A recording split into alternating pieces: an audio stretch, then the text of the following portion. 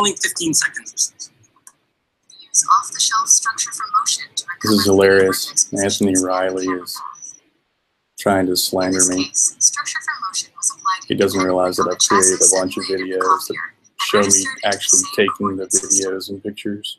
We composite multiple copies of another video mesh into the scene. Also, anytime anybody ever asks me, I upload the raw videos. Basically, they're just grasping for straws because they're crying. This video of a riverbank near the Notre Dame Cathedral features complex geometry and occlusions between buildings. Let's see. We model the 3D geometry using the same image-based tools. So if anybody wants to actually jump into a fair hangout, one where people don't get banned for telling the truth, then contact me on Hangouts and Soundly Minded. I'll send you a link. That's how I think they've created these, that they've taken the surfaces of these photos and that they've... So all of my pictures and videos are all completely genuine. A three-dimensional representation of the thing, but then they've altered that three-dimensional representation so that it's not realistic. Yeah, it's funny how they just sit here and speculate the whole time. They have no evidence whatsoever because there is none. That's the best part about being honest and having truth on your side. Because even like consider the sizes of these birds, right? Like this bird is supposed to be 2. Yeah. What kind of bird is it? A fucking pterodactyl? Right. Well, it's just the sizes between them. They just don't understand like it's like perspective. They really don't. And what happens whenever you zoom in? They're 1 degree field of view. 2 structures down. Right, so that bird's supposed to be on this, and the other bird's supposed to be on this, and that, you know, I mean, it is a bit smaller, but it should be like a tiny fraction. You really shouldn't be able to see that much detail of it, actually. And then these nests are not the right size, and then they're both Hangout just all kinds of problems.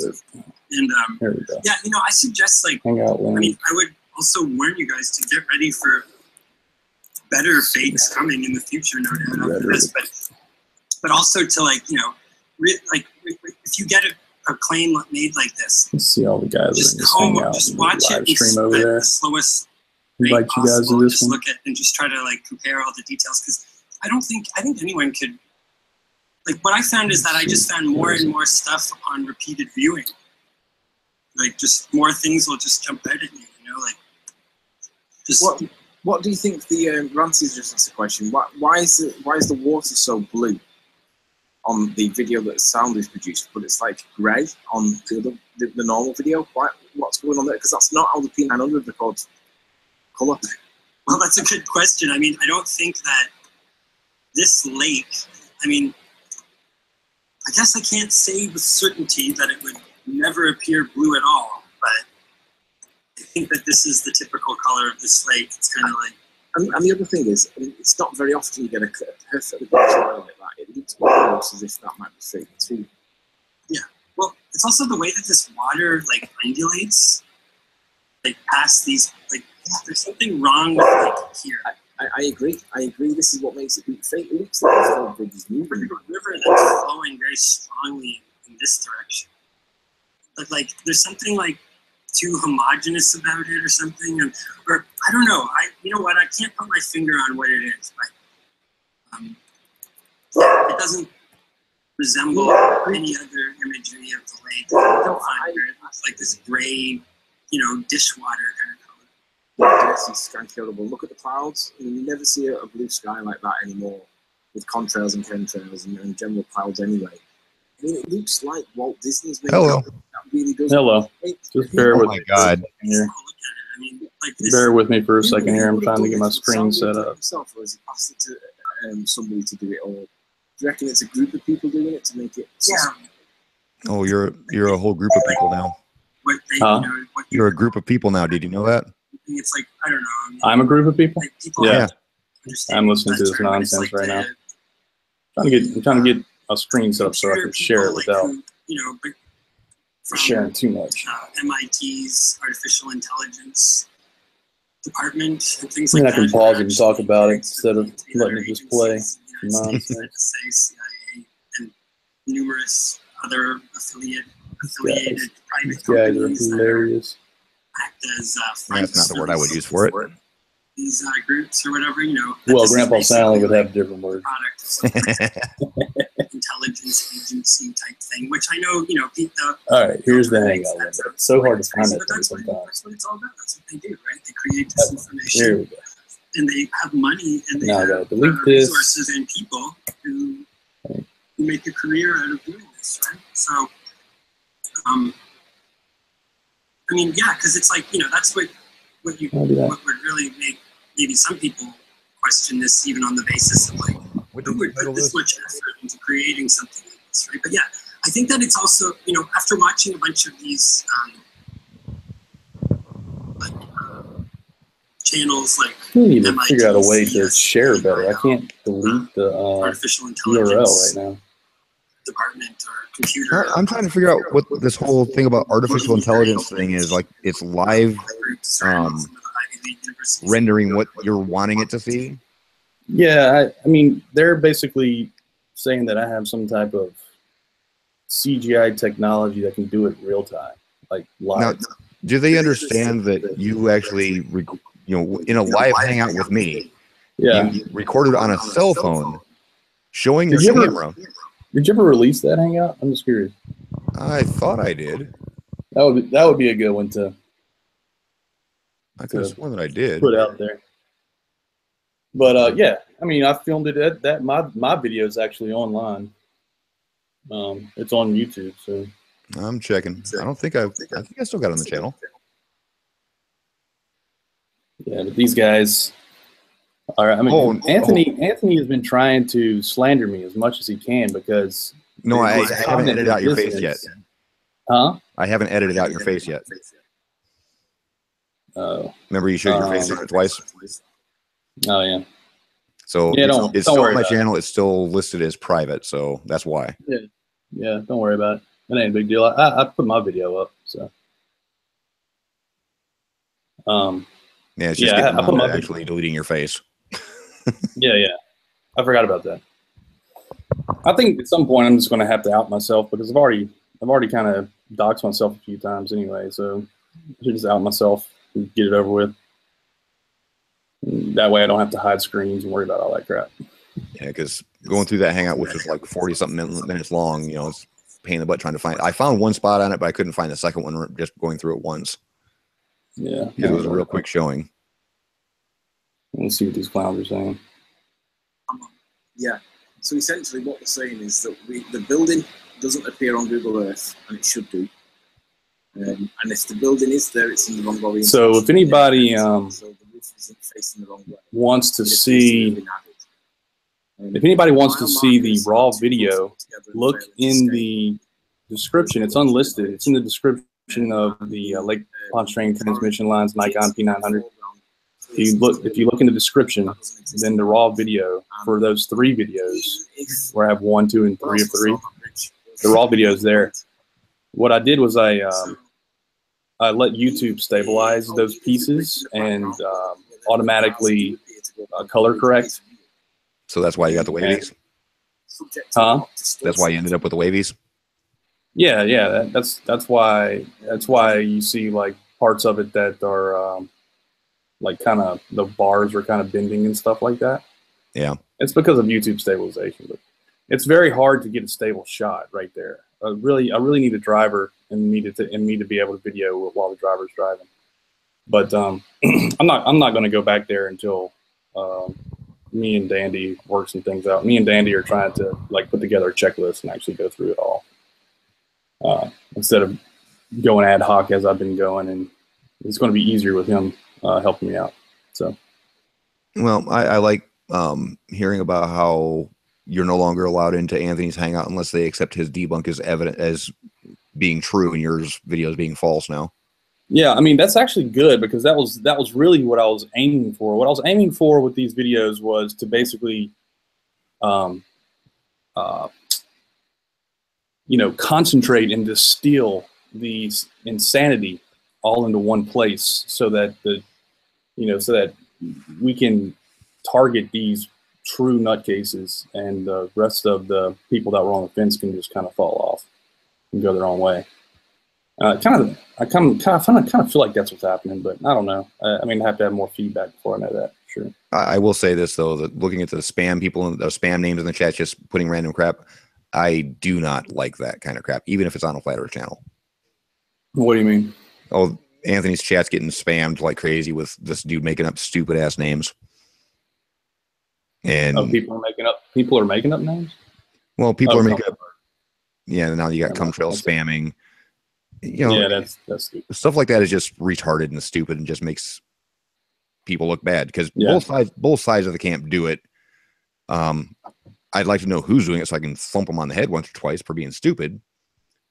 But it's because of stuff like that they say, "Oh, trolls target us," but you know they do it to us. You know, I don't like seeing it on either side. So I need to get my. We need to get the live chat up here so I can see what's going on. Yeah, I got it running on the side.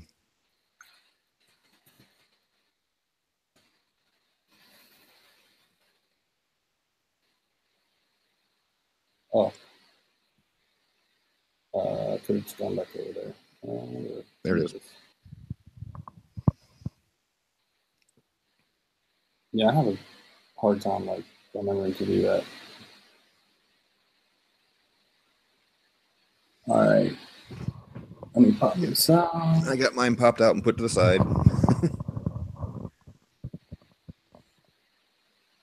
Actually, let me.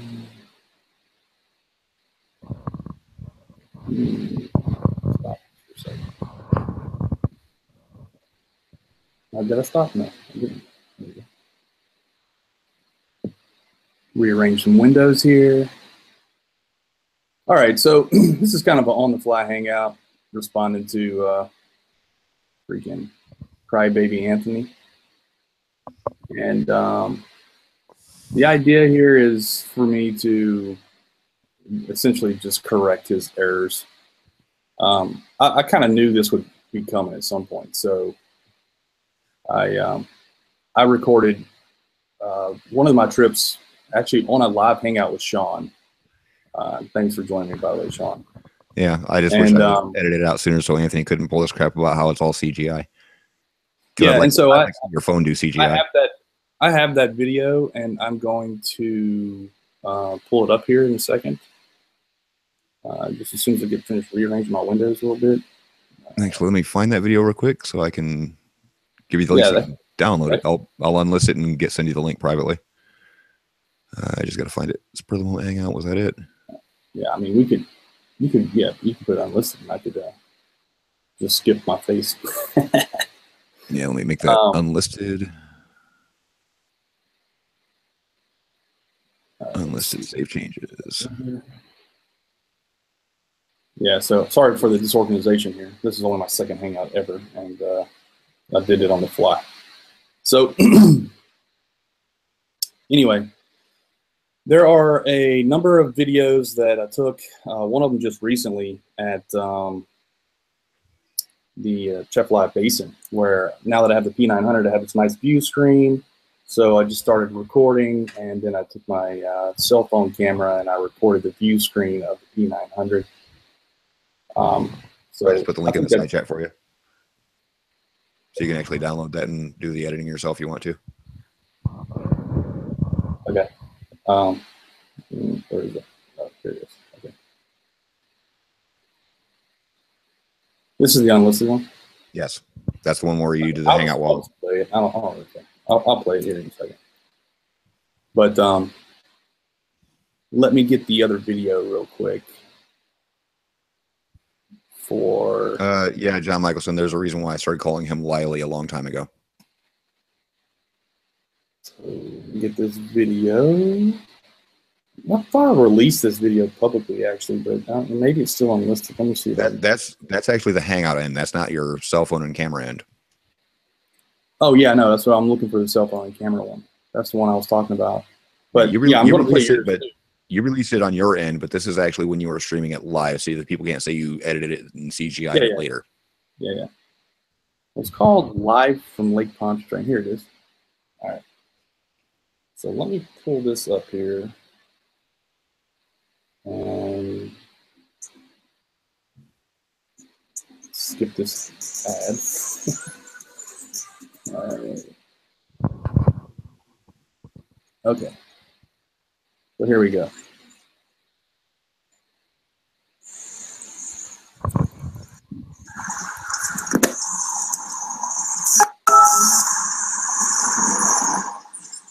Anyway, I'm not sure how long I'm gonna be able to stick in this. Keeps cutting out. But I'm zoomed in all the way with my phone camera, and you can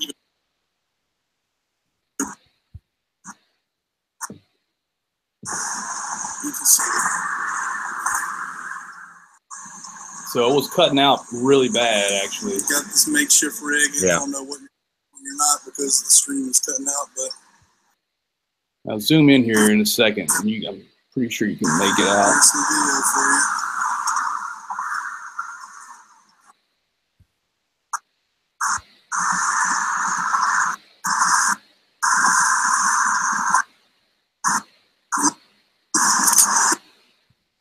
And then here's me taking some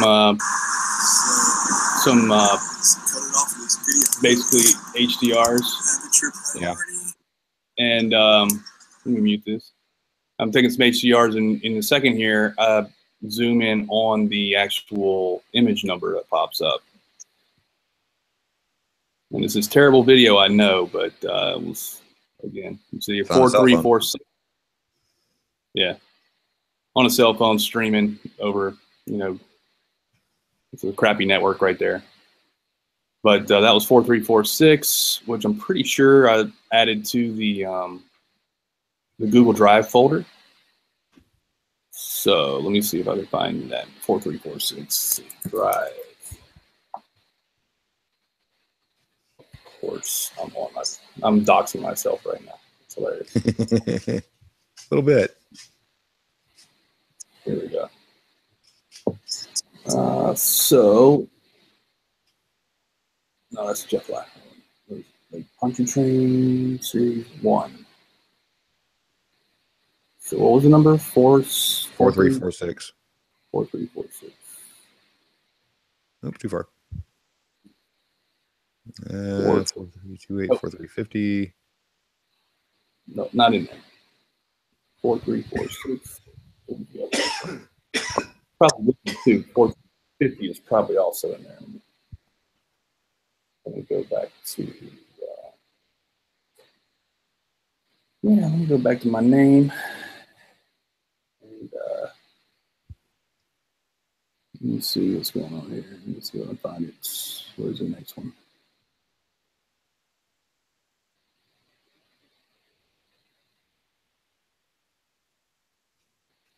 Oh, this is me driving now. Hmm? You know anybody that can use them? Take them to me. Because I can't.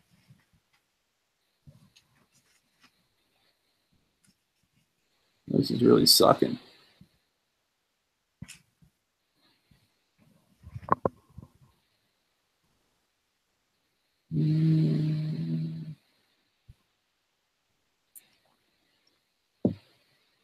Well, suffice to say, after this hangout, I will upload whatever that was, 4346, whatever number that was. I'll upload it to that same folder. They're basically all in the same series. I mean, they're all the same pictures in the same series, but I'll upload that one specifically since it was on this video. And hopefully I'll see another one. I thought that 4350 it's got to be in the same series. Right. Jared, the hangout's going to be on Saturday at 11 a.m. And it's not going to be a live hangout. It's just going to be for the people that are going. Because we got to set up all our equipment lists and what all we're going to be filming because each camera is going to be doing something different.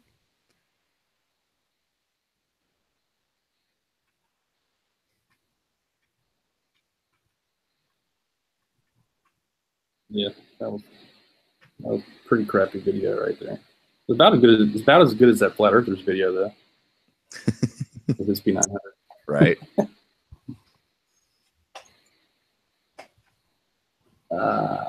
Well, anyway, the video's out there if anybody wants to go look at it themselves. And I will make sure that it's public, even though it's crappy.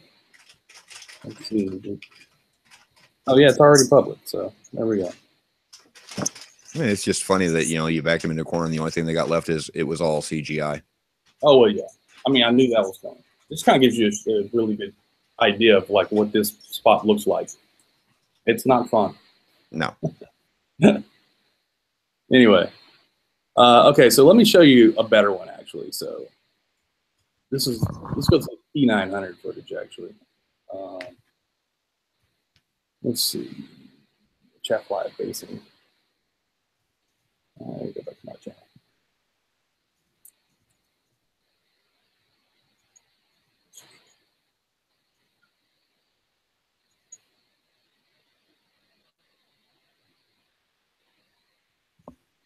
All right, so this is at the Atchafalaya Basin. And I got the P900 set up, just recording some video. And there you go. You can see the curvature in the view screen of the P900. There you go. Being filmed on my phone. Real time here. So there you go. I mean, I knew these guys were going to pull some type of crap like this, so I tried to document everything I was doing. And me and Dandy are actually putting together checklists to document things better even. Yeah, Hillo's got it right, though. You're going to have to film. You're going to have a camera filming you filming, and then another camera filming that camera filming you filming, and then another camera filming that camera filming you filming that camera filming you filming that. Right. It's a never-ending thing where you have to have. You're going to end up having like 500 cameras just to prove you're not doing CGI, and they'll still say it's CGI. Well, that's what I'm saying. Like, I think my approach is I'm just going to keep producing evidence, and I'll just keep producing observations. And if you can honestly believe that some Joe Schmo who has a day job can produce all that CGI that good, well, apparently I had the wrong job and need to be doing something else. It's not possible what they're suggesting. It's like it's not possible for the ISS footage to be all CGI because it's just, you know how long it takes to make a movie? I mean, it takes years to make a movie with CGI. Well, the average Pixar movie takes 3 to 6 years to make. Yeah. The Final Fantasy movie took 7 years to make, and that was one of the most photorealistic ones we've ever made. And the CGI for Gravity took 3 years to make. Right. You know, it's just desperation on their end. Yeah. So, anyway, I mean, that's why I started this hangout, just to say, look, I have all these videos out there, and any picture, photo, video that you guys want, I'll be happy to upload them to the drive, and people can look at them for themselves. As a matter of fact, I'll just go ahead and post all these drive links in the description for this video whenever it's done. And you guys can come and look for yourself. You can get the raw video, download it. As long as I've always said, as long as people credit me with the footage, you can use it for whatever you want. You just bury them in it, you know. Because I know there's a lot of people, a lot of flat earthers out there that don't even know who I am. So, you know, if you are interacting with some other flat earther and you run across, all of the big names know who you are because you shit all over them with all these pictures and videos. Yeah, they definitely won't talk about it. That's for sure. Jaren's done a mention or two of you. Of course, Zach. Thrive and Survive talked about you when he was on a hangout with Anthony. Yeah. Beyond the Imaginary Curve, he claimed CGI out of the gate. Mm-hmm. Well, he didn't claim CGI. He said they were edited. Sorry. Now, this yokel that Anthony's got on there now is saying that you're manipulating them in real time with AI in your camera. Right. Yeah. Even though the camera's made by the Illuminati space Jews from the planet Nibiru, so we all know it's fake. But there's just so many pictures I've taken now, so many videos. Like they were just talking about this bridge and these little huts right here. well, here you go. Come look at all my footage. You know, I'm the worst Doofenshmirtha, the evil person that there is. If I, you know, I'm just going to keep putting all this stuff out there for them to debunk. Well, it's real. It's real, guys. This is what you see when you go there. And I have video after video of it. And, I mean, this is the curvature from almost water level. I mean, I was like a foot above water level right here. You know, like, this is the curvature. You can see it basically in 3 miles. I mean, that's what you're looking at here. And let's go back to the one that he was trying to talk about, which is this one. He keeps bringing this one up. Riley keeps, well, actually, Ranty started with this one, and Riley kind of got on board with him. But this marine hump right here and this bascule is what it's called, are like 3 miles apart from each other. This is this is miles and miles of road, you know, and you can tell because these are all 1/10 of a mile markers, and you can't see any gaps between them. You know, like you can see them right here. These are 1/10 of a mile markers, and right down here they're all like touching each other. They're just being compressed. Here's the curve. That's the curve. Go look at it in Google Earth. It's perfectly straight, and it's all up. It's you know. They want to keep talking about this like it's part of this or something. I just don't understand what they're trying to say with that. It's ridiculous. It really is. And then let's go in between the causeway bridges. Where's that one at? I don't want to upload it on here. Anyway, there's a video out there where I'm in between the causeway. Here it is, right here. So there we go. Look at all this curvature right here, man. This is the southbound lane looking north from the Metairie side, so from the south side of the causeway. And I'm in between the bridges here. And here you go. This lane right here is perfectly straight, like curving water. There it is. So, well, you just can't ever, you know. It's like leading a horse to water. There it is, but they're just going to die of thirst. Let's see what these clowns are saying over there. No, that's me. So you give any more thought to the solar eclipse yet? Yeah, I'm trying to convince my dad to go. So trying to get up there. I might have to talk to you privately about it because during the hangout, I'm actually going to be I'm actually going to be moving back into my house pretty soon from the flood in Louisiana. And I'm going to be, I have a furniture delivery coming. Well, here's a tip. Live someplace that's above sea level. I mean, look, my house theoretically was never supposed to flood, ever. So hopefully it doesn't ever flood again. But they're saying it's a 1,000-year flood. And so in theory, we're not supposed to flood again, but we'll see. Sorry. We'll see. I got to make fun of people in Louisiana because of that. You know, it's like all at sea level or below. Well, yeah, New Orleans is definitely below sea level. That's kind of insane to live there, honestly. It's a nice place to visit, though. Yeah, Miles Davis just said it right. Show us the curve, they cried. So soundly did, and now they say it's fake.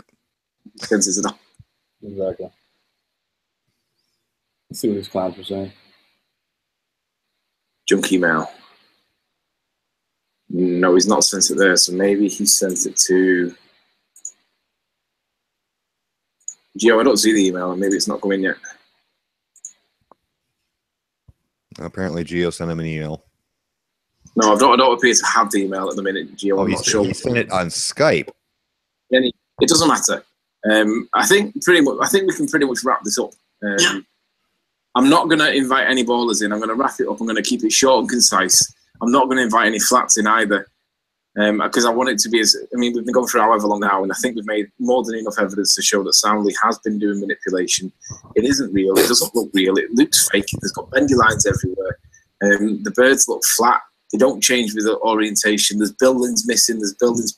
Don't be afraid to like actually look at the raw video. They never read the descriptions. It's amazing. Of course not. Yeah. I think Soundly's laughing at us because he's trying to work it, because basically they're trying to judge how many people there are out there to see, you know, can it be worked out? Yeah, it's an IQ test for the flat Earth community. Oh, it's in Skype. I've turned Skype a minute because I knew that I'd be getting hassle on Skype. It doesn't matter. It's an IQ test for the flat earthers. If you believe it's a flat Earth, you've already failed the IQ test. Yeah. It's not an IQ test; it's a stupidity test. They say go back and look at what that shows. Anthony does not answer when he's wrong. No, Sly, don't make stupid assertions like that. Go back to your blue line, dude. Wow. Sly's going to get banned here. Yeah. Priest artist. I'm not sure what that relates to. Right balance, flat truth. Right balance is the process of removing unrealistic color casts so that objects appear white in person are rendered white in your photo. Proper camera balances are to take into account the color temperature of a light source, which refers to the relative warmth. I love how he's always reading like descriptions, scientific descriptions, like he's trying to make himself sound smart, but then he totally butchers it. Yeah. He porks it at the end. He gets it completely wrong. All right. So okay. So maybe I'll just say goodbye to you now. No, we're good, mate. And I'll wrap it up. And I just want to thank the 84 viewers and the 79 stock accounts that are in chat right now. There's more flat earthers in there. Yeah, there's loads of flat earthers in. I'm going to give a shout out to the flat earthers I can still see in here. Flat Truth's in. I'm not sure if YouTube's flat or round. I'm not sure which one. Call him by his real name. It's Wee.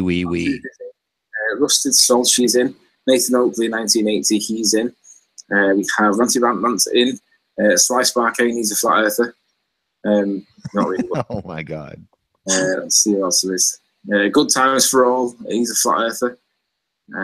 Let's see what else is in. Oh, Ranty got a wrench now?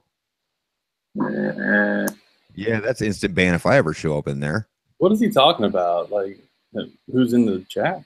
Yeah. He's doing shout outs for flat earthers in the chat. Yes, that's it all now. I think they're the genuine ones that I'm familiar with. But maybe the odd one or two I've missed, and if I've missed you, apologies. But yeah, so we're only really left with Sly Sparkane. Yeah, that's it. All the rest That's of the because you banned everybody, you idiot. Yeah, pretty much. Oh, sorry, I'm Project Eli or ELI. Yeah, I forgot that you were in chat, so because I hadn't seen you posting for a while. So I think there was probably 10 or 11 flatties in, but there was always going to be more ballers in this chat because it's challenging and criticising. No, it's the comedic value. There's always going to be people there holding his feet to the fire, is what it is, because he's lying. He's lying through his teeth, and he's got to slander people in order to hold on to his cognitive dissonance, or in order to pretty much cognitive dissonance.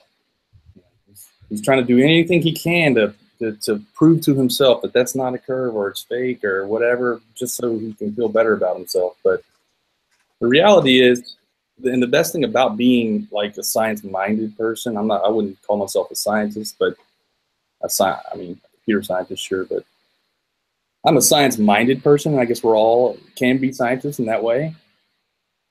Go and repeat it. Someone else go and repeat the observation. That's the whole point, right? Like, here it is. I'm showing you the evidence. Here's my observations. Now somebody else go and repeat it. And they won't. You know how many times he said he's going to go out there and prove that I'm faking it and he's going to take videos? I'm like, please do. Go do it. And where are his videos? Haven't seen it, have you? Right. Where are the flat earthers videos where they've been out there? Because they keep like saying, I'm going to go out there and take pictures. I'm like, go ahead. Go ahead. That's the best part about being honest. That's the best part about being truthful, is that I can go and take the pictures, and then when you show up, it's going to look the same exact way. And then whenever you have Kara do what she did, when was that? Saturday night. Ron Burgundy linked to this hangout, and of course it got deleted. Nice. Yeah, so anyway. These guys are just grasping for straws. If anybody wants to hear the honest story from my end, just join the hangout. Ask me questions. I'll tell you. I'll provide all the raw that you want. You want raw pictures and raw video? I'll give them all to you. Just tell me what you want. We'll stick them in a Google Drive, and there you go. Have at it. Now, if I was actually faking shit, why would I put it out there to be analyzed? Right. Think about it, guys. It's real.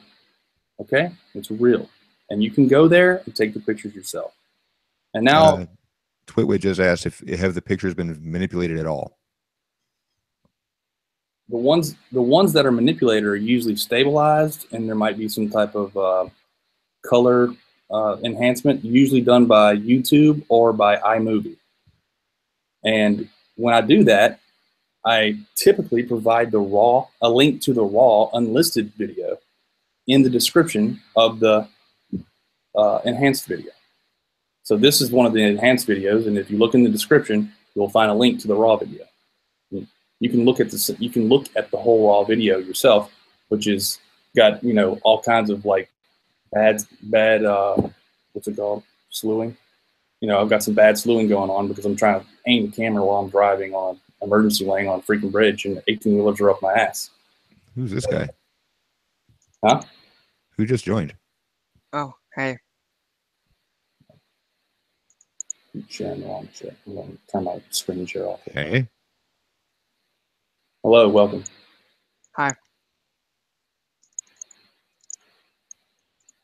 Yeah, would you like to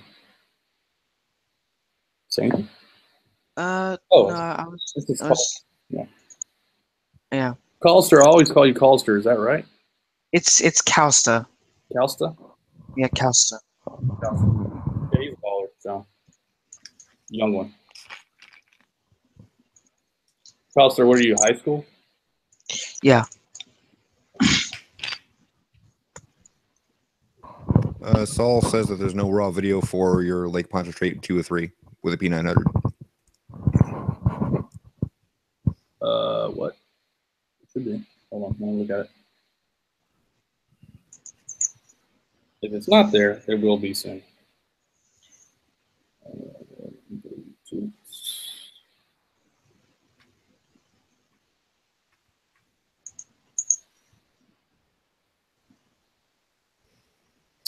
Let's see. Tip of the beak. It's not only visible over this lake. It's just this is the easiest place to do it because we have structures that are identical going the entire distance. So it's the easiest to see that we've found so far, but it's not the only place that demonstrates it.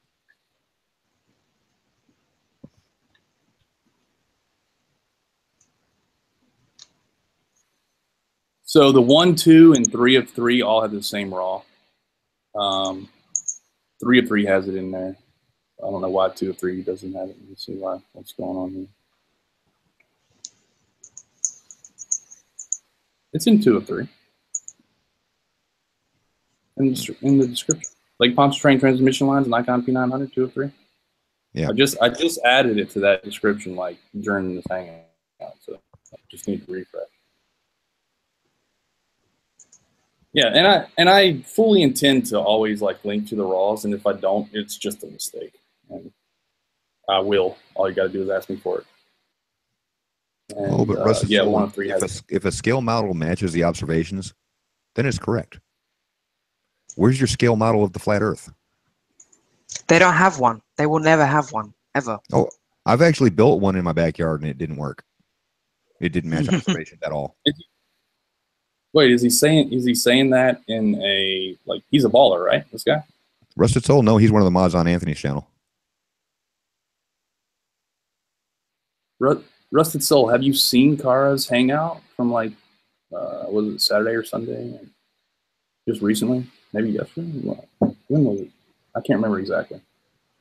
But in real time, Kara builds a model of Earth. She makes a sphere, and she takes towers, and she places them on the sphere, and it looks exactly like my photo. She actually takes one of my photos and overlays it on top of it.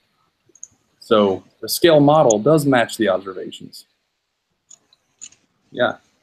So congratulations. Welcome to the ball club.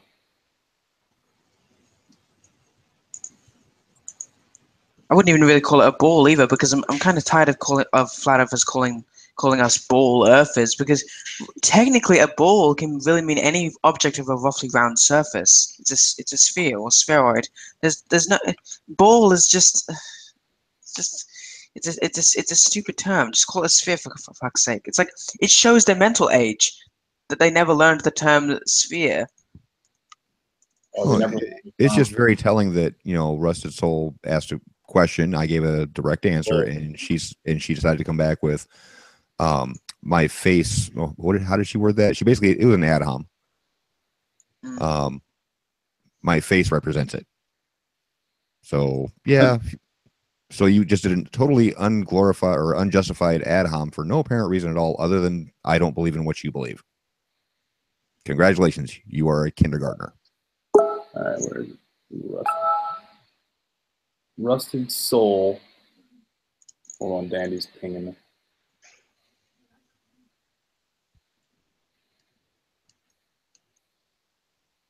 He's on vacation, so I didn't want to bother him. I've got other curve to show, but this is horizontal curvature rather.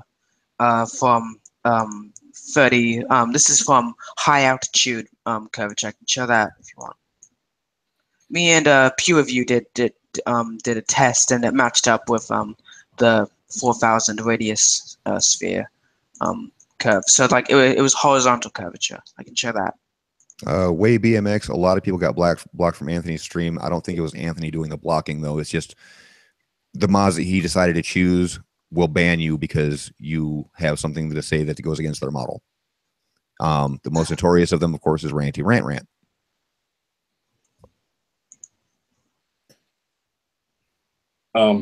Dandy's actually sending me pictures of oil rigs being obstructed by the horizon right now. He's on Ranty is? No, Dandy. Oh.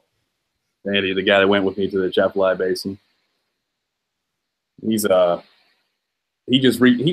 my original videos. He said, "Hey, I live in Lafayette. I want to show you the Chapelai Basin." I was like, "All right, sweet." And so he took a video of the Chapelai Basin and sent it to me, and I was like, "I'm coming right now." So that's what I just said, Gio. That Ranty's probably the biggest person blocking everybody because he thinks even if you don't have Skype, you're a troll, and he'll just block you for that. And he's constantly telling Anthony to kick out any ball earther from his hangouts, to ban them. And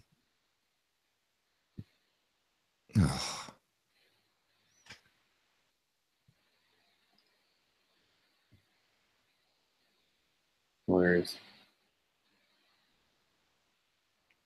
Let me go back to the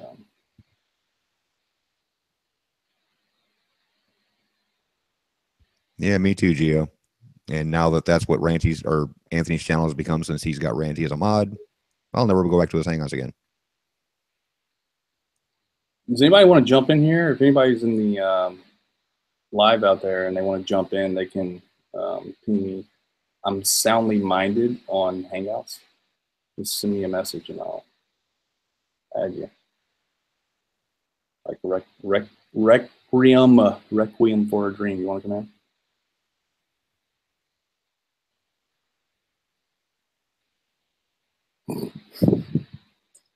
Oh, did you see that, Sean? Ranty's video for his chemtrails video? Which one? He's got like 300 of them. He just released one where he's like staring up at the chemtrails for like an hour, and then he claims that he got, I think he said 2nd-degree burns from the chemicals. And people are like, dude, it's a freaking sunburn. Are you serious right now? Oh my God. Does he have to spray vinegar in the air to, you know, get rid of the chemtrails, and then he complains about his grass dying? That's what I was wondering. I was wondering if he was spraying vinegar on his face, he's burning himself up. It's hilarious.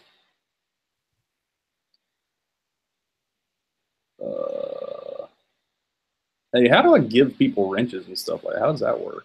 When they say something in chat, you click on the 3 dots next to them. You should be able to say like add as a moderator or something like that. Okay. I think I did it. Negator, are you a moderator now? I don't see a wrench by your name though. Who? Negator. Yep, oh, he is. There he is. Okay. It takes another post, I guess. Yeah, Negator isn't always up. I only accept wrenches if they weigh 18.5 grams.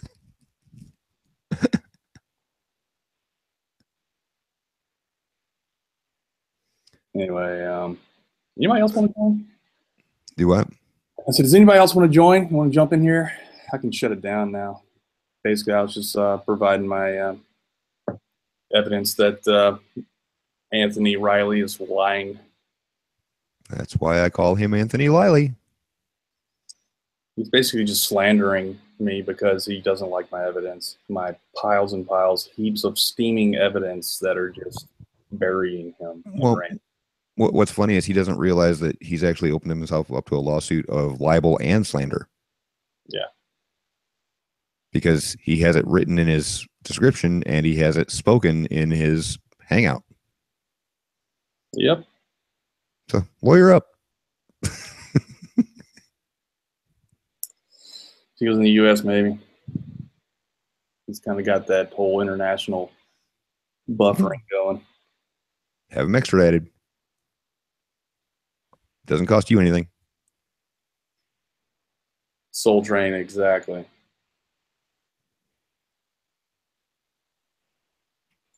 Yep. Yeah, that's what that's hilarious. Clive Adams, what you just said about you calling him Liley and he banned you. It's hilarious. He was saying, if anybody calls me dishonest, I'll ban them. Yet he's sitting there slandering me the whole time. What the hell? Hilo wants in. Oh, it's hilarious. Oh, okay. Yes. And I'll also add you as a moderator because it's in your comments. Hiller Finder. I'm getting the link. Actually, I can just do this. There should be a way to like an option in the live chat. You know, there should be an option in the live chat that says send link or something. You know, something like that. I know I have him. Why is he not on my list anymore?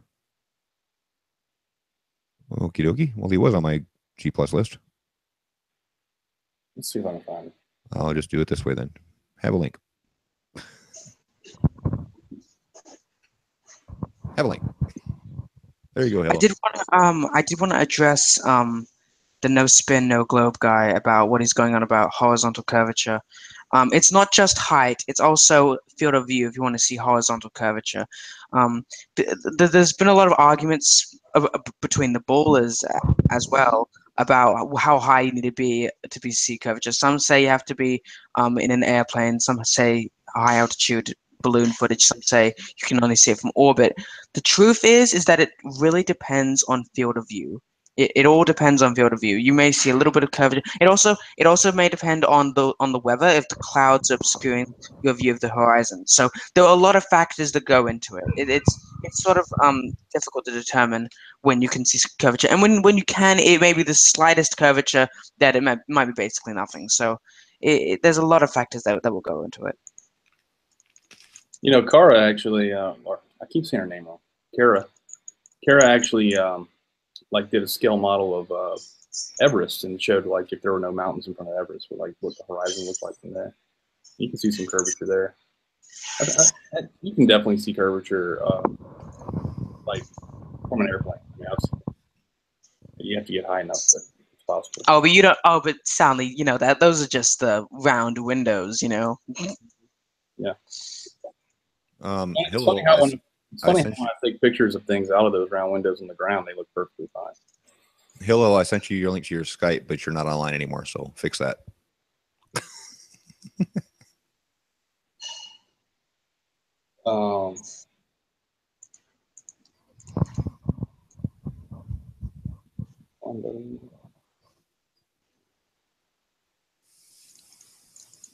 Dandy's sending me pictures of oil rigs being obstructed by the horizon right now.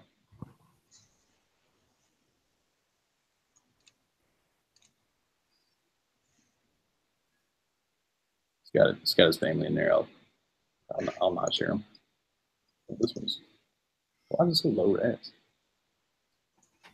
I'll get it later. We'll make a video out of it, I'm sure. Hi, Hilo. Not long. She said she'd be right back.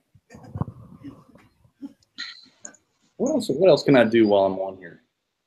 Let's see. I could share some more of my footage, I guess. Some of the stuff that maybe you guys haven't seen yet. Well, I'm going to cut out because I've got things to do before I got to go to bed, since I got to get up at 2 o'clock in the morning. Do it. Thanks for stopping by, Sean. Appreciate it. Thanks for having me. I'll talk to you guys later. I'll talk to you later. Oh, Clive Adams. Sorry, Clive Adams. Just seeing this. Highlight, you seemed pretty shocked when you saw me in the hangout. Oh yeah, I was distraught.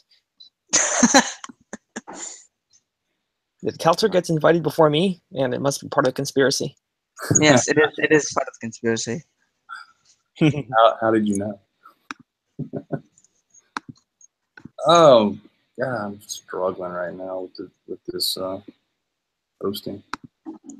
Let's see here. I'll get this link again. Okay, I get the link here. I'm just learning all this stuff for the first time. The only conspiracy that interests me more than the flat Earth is the idea that flat Earth is just a psyop. But then again, the people who believe that flat Earth is just a psyop just give me the impression these people are not even considering the idea that flat Earthers are just idiots. So I'm not. I think there's a mixed bag. I think there are some people that are just like convinced by the con, and then there are some people that are the conners, you know. And it's the conners that piss me off. Those are the guys that piss me off. Clive Adams, I'm coming. Here, I'm struggling. Just give me a second. I'm sending it your way here. Here we go. Here we go. I got too many windows open. Here we go. Whew. Wow, that was something. I missed half of the hangout. Somebody just told me he was on there. Bad mouth. Escapade. Like, this guy, he just wants to make stuff up so he can feel better about himself. It's really what it comes down to.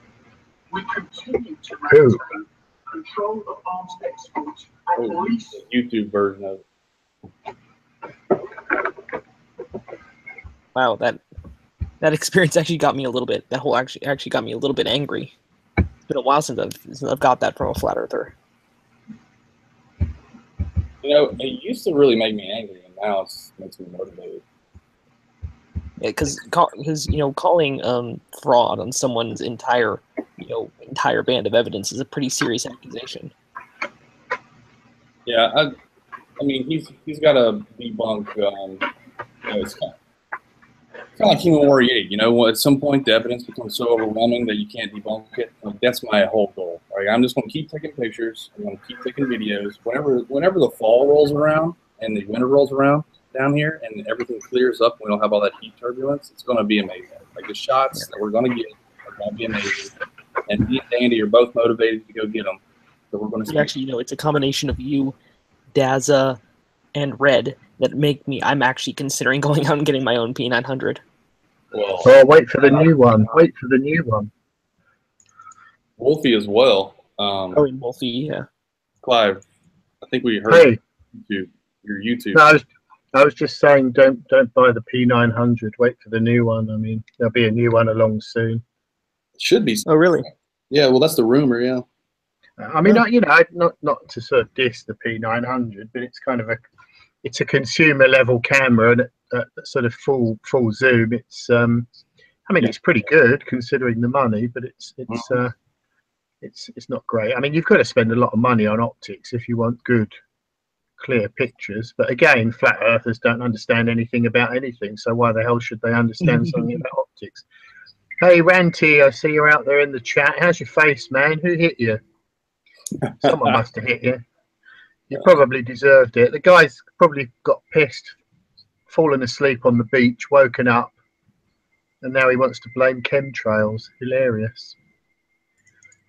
Sorry, I just saw his comments go by in the chat there.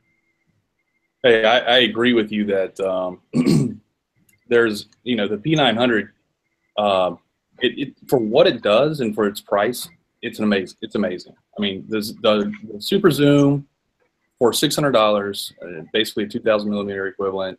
It is amazing, but it's a brilliant thing, yeah. Yeah, and it's portable, right? It's not a telescope, but I mean, if you really want to get in a up close and personal with it. You go buy yourself an 8-inch Schmidt Cassegrain, and boom, you can see whatever the hell you want to see. You probably zoom in on a freaking. Photography is my thing, so I kind of know a little bit about it. And I mean, yeah, I'm not. As I say, I don't want to knock the P900 because for the money, it's bloody marvelous. Yeah, exactly. But it's a small sensor. It's a lot of glass. You know, the 2000 millimeter zoom, you know, equivalent on a 35 mil. That's a lot of lens to handle, you know, and it does a good job considering how cheap it is. Mm-hmm. It does. It's got some more of a hobby of mine. It's actually, if you actually dig into the settings too, there's some you can change a couple things from the default settings that make it even better. I put everything like on spot focus, and the exposure is also based on spot.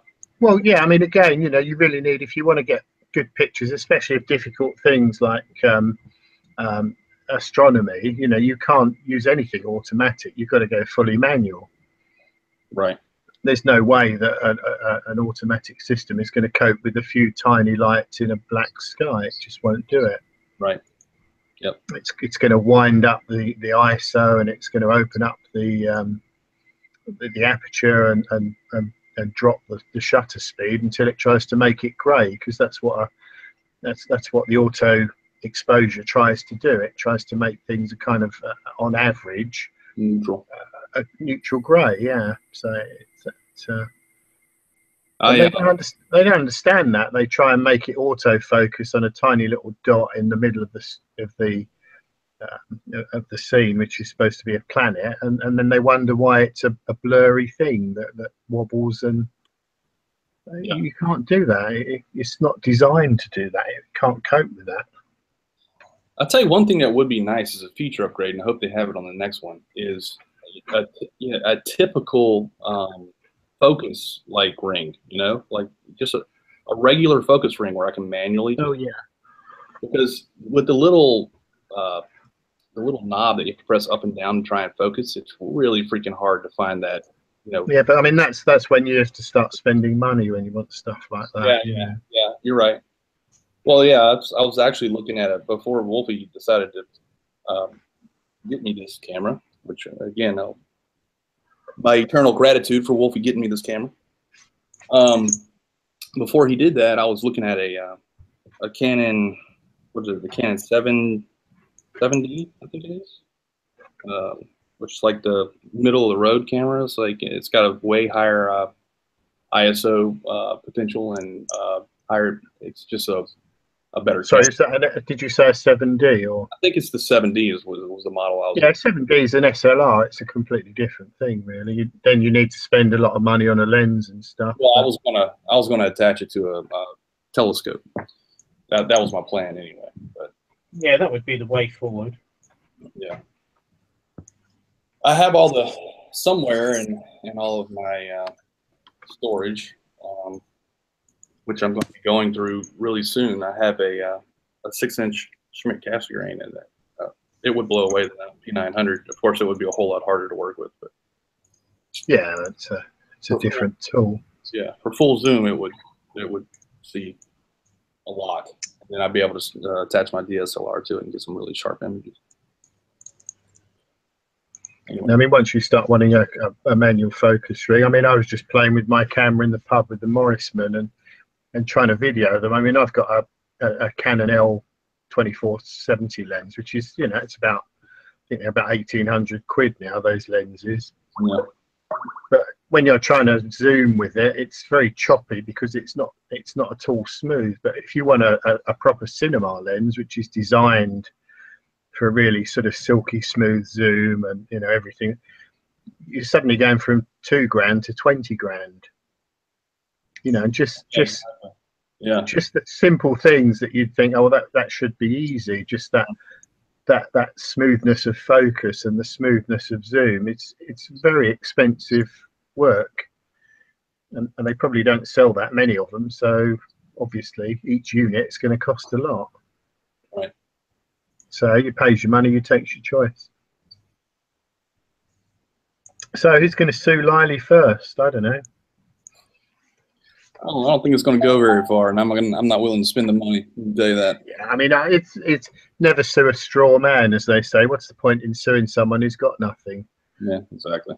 But I think the way he treated Mick West was, apart from the fact that it was disgusting and hypocritical. I've added hypocritical to my list of lying, cheating piece of shit with Liley. Mick West has actually got a reputation. You know, the man he's a proper journalist and author. Right. He has a reputation, and it may be that it's not just about the money. I don't think he's going to take Liley seriously. I mean, you know, how many people are ever going to see what Liley does? 100 people in the world. Who cares? But you'd be surprised how the internet can come back and bite you. Mm-hmm. And I kind of hope that Liley does get bitten by it. So, Sean earlier pasted me a link to unlisted video that he has where he did a live stream while I was actually going to the transmission lines. So I'd like to play it. For yeah, please do. It's about 30 minutes long, so I might skip some stuff, skip ahead or whatever. But I'm just gonna. It's the first time I've actually seen it, so I'm just gonna put it on. I'll mute my microphone. See what it looks like. See this fired up here.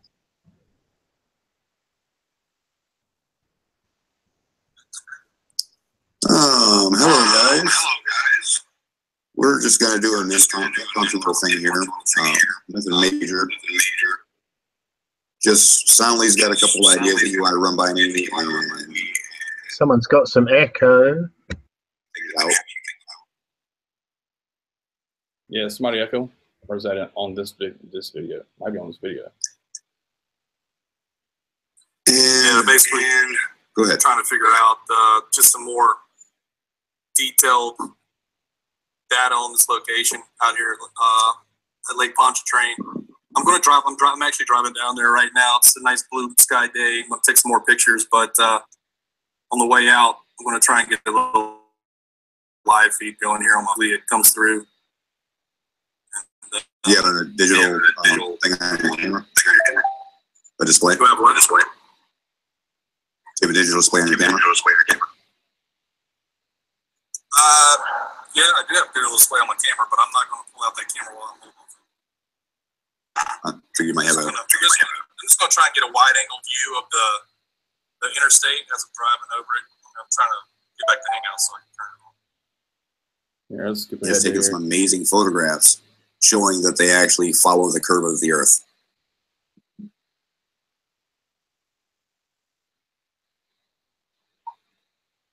And of course, Anthony Riley is completely butthurt by it, so he's trying to come up with excuse after excuse. What's up, Aunt Mariah?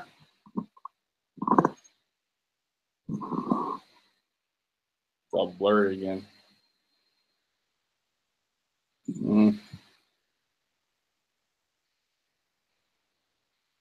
Yeah, we're not seeing much as far as the so for all of the flat earthers out there, you're actually watching too overexposed to see the towers beyond the first one.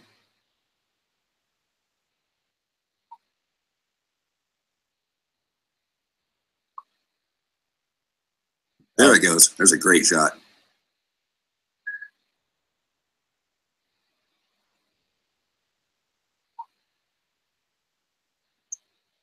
Yeah, so it's pretty hard to make out, but for all of the flat earthers. But I was actually holding my camera to the eyepiece of my camera. I was holding my camera phone to the eyepiece of my Canon to take those pictures. It wasn't very clear, so. But anyway, this is me live streaming while I was taking pictures. Out there, you're actually watching him take pictures. I'm sure they'll probably be in a video soon.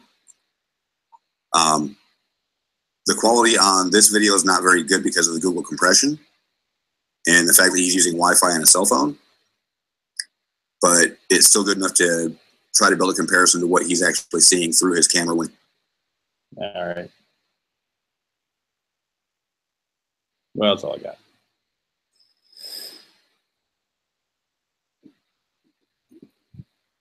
Anyway, if anybody else wants to see anything, like it wants to see any videos,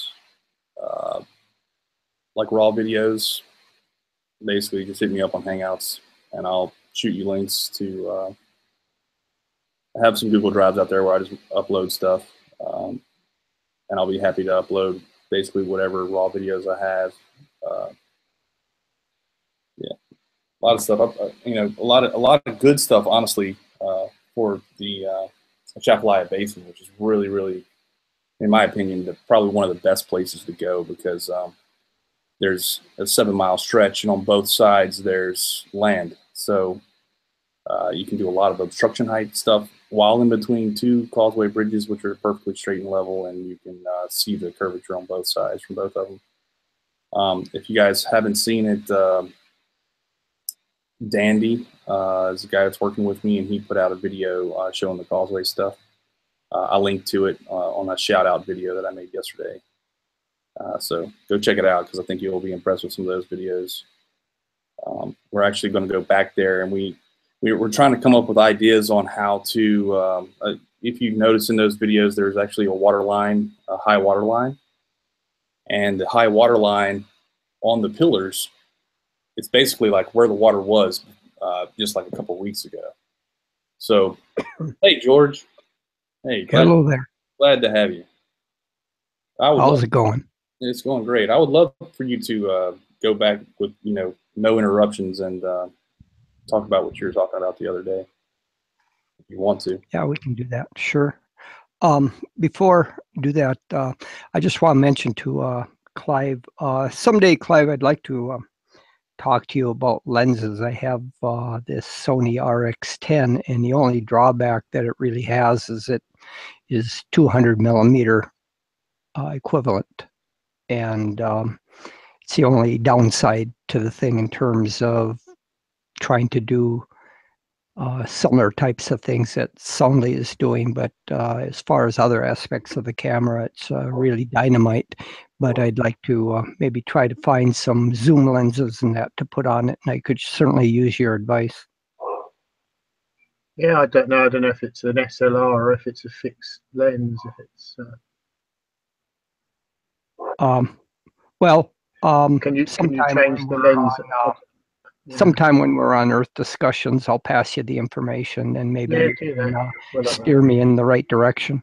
See what we can do. Yeah, yeah. Yeah, it's only one of the where I was trying to go with some of that before we really got interrupted by Grimbley is he ended up steering things in the wrong direction. I never really got to go to address some of the issues I was wanted to talk to you about. At one point in your hangout, you were talking a little bit about when you were discussing the railroad tracks to line up some things using a laser. And the thing that I've found, lasers are basically useless. I recently purchased a 5-watt green laser for doing these types of things when I was trying to do some survey over 2.5 miles over Frozen Lake this last winter. And the problem that you run into is that the beam divergence of anything but the very expensive industrial military lasers just won't do the trick for you. I spent $300 on a really good laser pointer, and the beam by divergence is terrible. I mean, when you look at trying to find the center of a spot out at a distance of a couple miles, you have to have a spot on the order that isn't going to diverge more than about 4 or 5 inches in diameter. And all laser pointers are going to have a spot size out at 2 miles of not less than 20 feet across.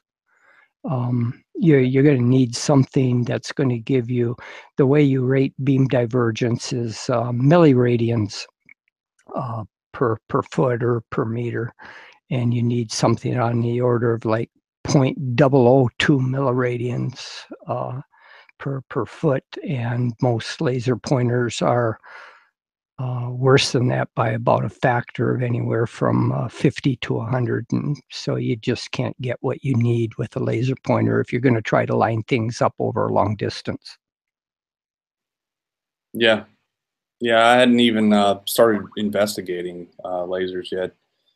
Yeah, well, what I'm saying is, unless you're willing to spend tens of thousands of dollars, you're wasting your time buying a laser pointer because it's just not going to do the trick for you. Right. And then the other issue that you need to consider, the whole issue of refraction. The days that you're going to get your very best pictures with least amount of refraction, I would tend to think it's going to be sometime in the fall. You want to be doing this at a time when the surface water on the lake is about equal to the air temperature, and that's going to occur in the fall, you know, when you go from summer hot air conditions into the cooler winter conditions. In the summer, you know, you have a considerable amount of surface water heating, which is going to cause a tremendous amount of shimmer and could cause compression of the image in certain areas of the image, particularly when you get near water level. And in the wintertime, I don't know what the conditions are like in Louisiana down there in the wintertime.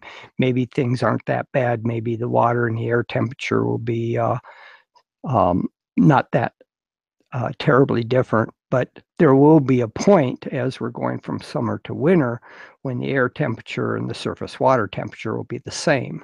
And that will give you the least amount of refraction. And you want to do it on a day when you have about a 5 to 10 mile an hour breeze. The very worst condition you can have is still air. You want to have some mixing going on of your air to even out the temperature, so that you don't have these air temperature gradients in your air that's going to bend your light. And while you're going through all this trouble, I would highly recommend that you have some people help you. And if you say could do some measurements at the same time at your point of observation and have someone out, say, out at the target, you know, several miles away that you're trying to shoot at the curve, and maybe a place in the middle, and do simultaneous temperature measurements and record those. Because once temperature is a primary driving factor for changing the refractive index of your air. I have an awful lot of experience with refraction from this past winter, and I've learned how to identify conditions in which your refraction will be minimized. And those tend to be on days that I've found where you can find the air temperature being close to the surface water temperature, and then having a breeze of 5 to 10 miles an hour where you're going to end up with some turbulence and the mixing of the air. You really want the air to get mixed up. And then, of course, the further you are up off the surface of the water, the better off you are, because your refraction, severe refraction occurs within about the first 10 feet above the water, and then it tapers off as you go higher up. But since you're going to be wanting to look at the surface of the water as you're looking over the curve, you really want to minimize the refractive effects. And like I say, if you can't ensure that the air temperature and the water temperature are the same, at least do not do it on a still, calm day. Do it on a day where you have a breeze. Right. I think actually the fall is going to be a perfect time. Yeah, I think so. That's what I'm looking to do on my lake out here. is in the fall when we'll have about 2 weeks where the air temperature and the water temperature are nearly equal as we're heading into winter, and then that'll be the ideal time. I have about a 6-mile shot that I can do from my property here out on the shore, looking on into Canada, where I can definitely see the curve of the earth hiding the shoreline in islands out in on the Canadian side of the lake. Nice. Yeah, I was actually I was kind of hoping that more people would like be motivated to go and find some of these shots. Yeah, I found an ideal shot. There's a island about 2.7 miles from my dock here, looking into. It's about halfway between my observation point here and the Canadian island that I'm looking at about 6 miles away. And it just so happens that this island at 2.7 miles has a channel marker on it.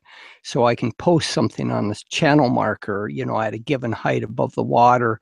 And then I'm looking at taking a boat out to the Canadian island 6 miles away and set up a post there with targets on it and with height measurements, and then with using the survey auto level, establish the true tangent at observation and know where the tangent site where the tangent's going to hit on the island 6 miles away, and then measure the drop distances there. Kind of something similar to what I did over the ice in the wintertime.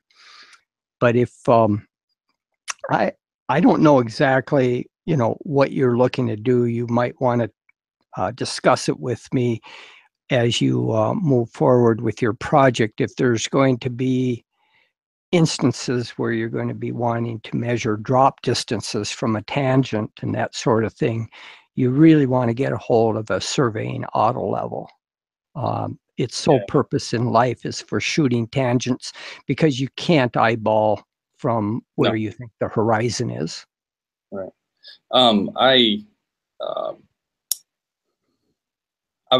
Me and Jesse Kozlowski have been talking, and I'm hoping that he'll be able to come down here in October, which is going to be, we think, ideal fall weather at that time.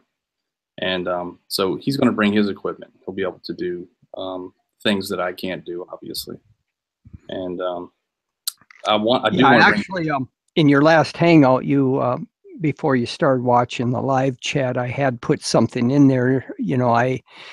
In the wintertime, I don't know what it's like in Louisiana. I have often thought I'd like to go and visit. Yeah, it's not bad. New Orleans, and there could be a possibility I could load my equipment up and come down there and spend time with you guys and assist you on doing something. But if Jesse's coming, then there'd probably be no point to that. I mean, that'd be great. I'd love to have anybody come down. I mean, I live probably about an hour away from New Orleans, but if you guys wanted to come down and visit New Orleans, and we could always meet up in the middle, and we could go. Time-wise, how far are you from the Pontchartrain Bridge? So my house was flooded, so I'm currently staying with my dad until actually it's 3 weeks from now. I'll be moving back into my house.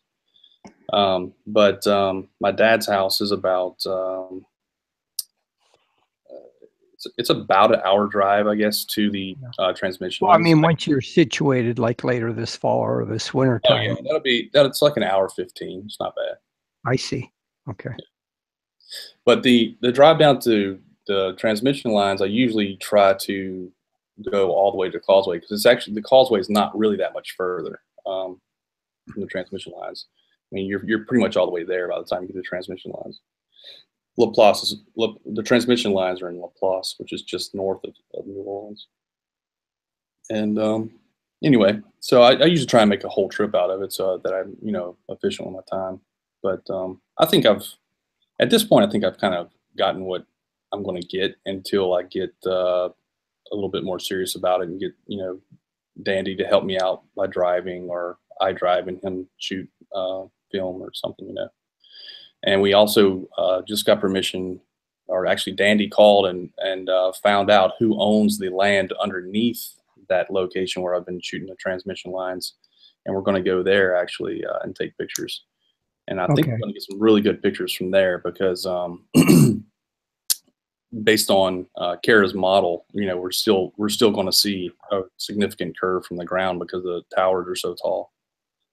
And we're also going to, and which I'm happy about because I was trying to figure out whenever I go to the opposite side of the transmission lines by boat, which is what we plan to do in October.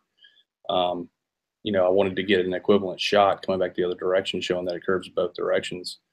And the only way that I could think to match it up is either to find, you know, build a platform where I could get to 40 feet on the other side, or to have a ground-based shot from both sides.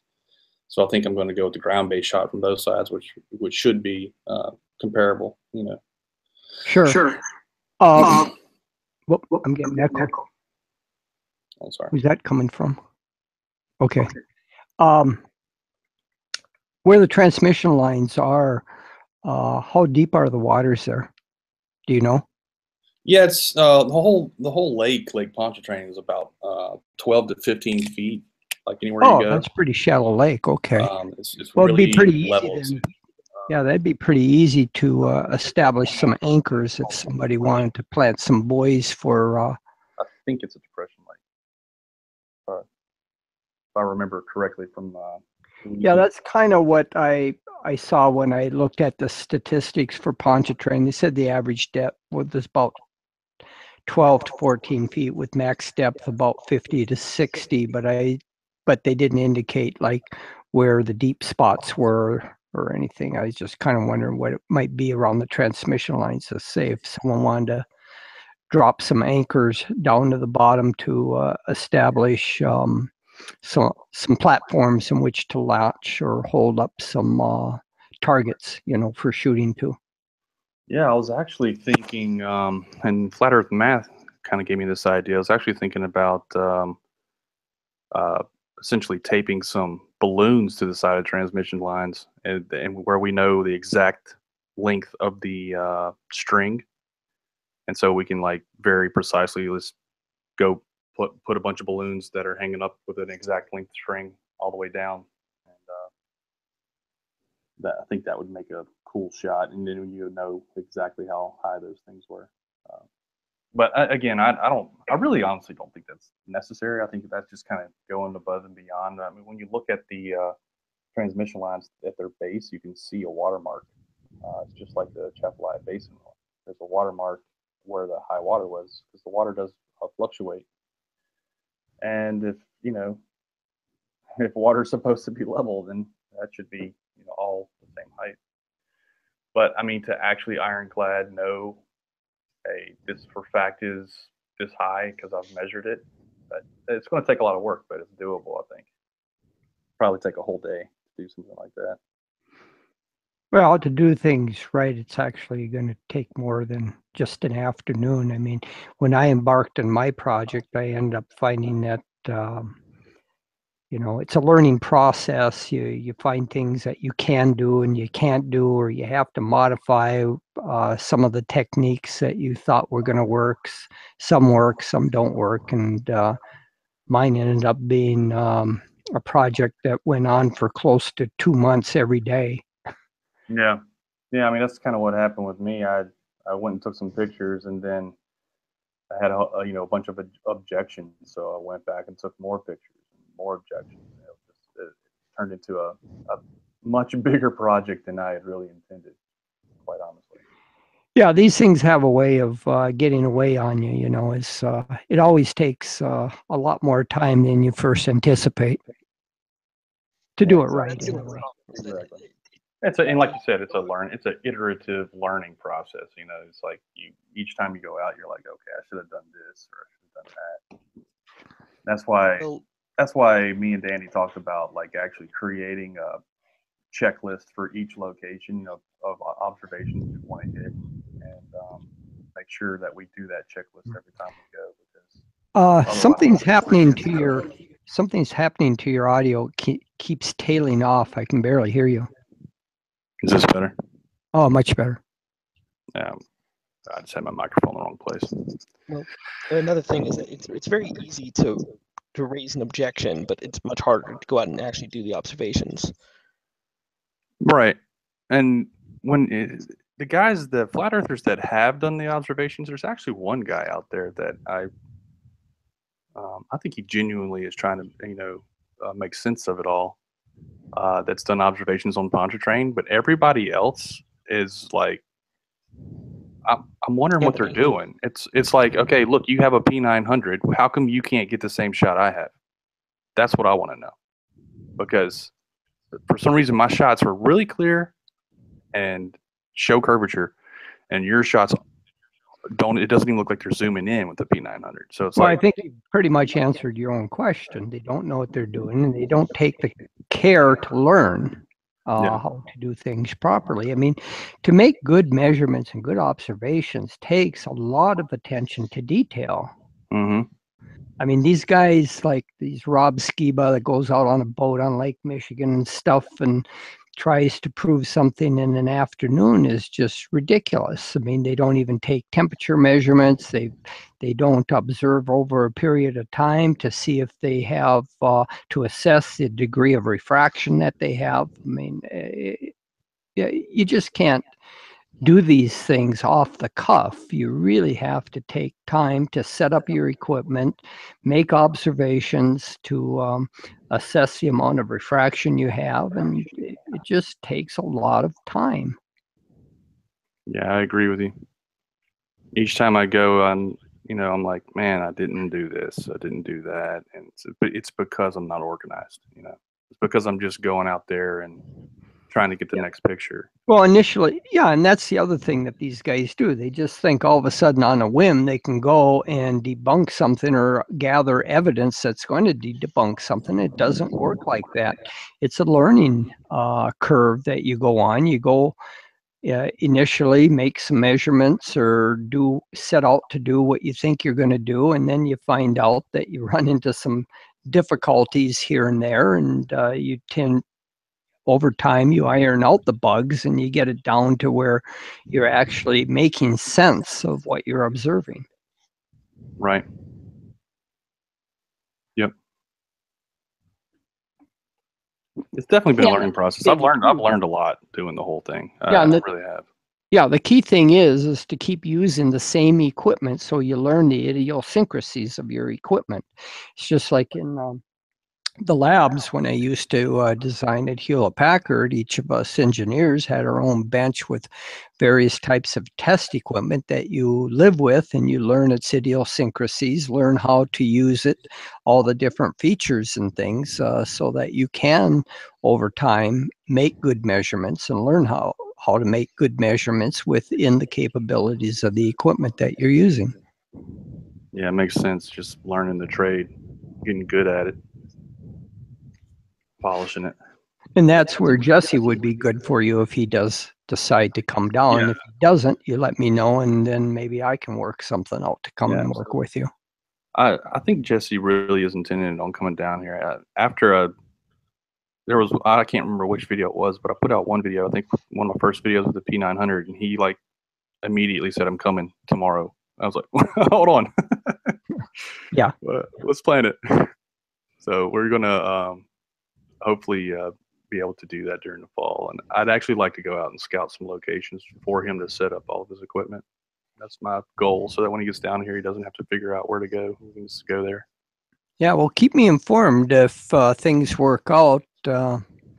Maybe I'd like to meet Jesse. I've spoken with him several times, and we've compared notes in that. And I'm not anywhere near as competent as he is when it comes, to surveying and doing geodetic surveys. But I've learned quite a bit over the last 3-4 months. I've been being tutored by one of the U.S. geological surveyors. That's the Midwest advisor by the name of Dave Lenk, very good guy, and he's been helping me learn how to calibrate, teaching me how to calibrate the equipment and make good measurements. And I'm forever indebted to him because he certainly did accelerate me on the learning curve on how to use total station theodolites and auto levels. Yeah, that's awesome. That's great knowledge to have for sure. Have you guys seen this video where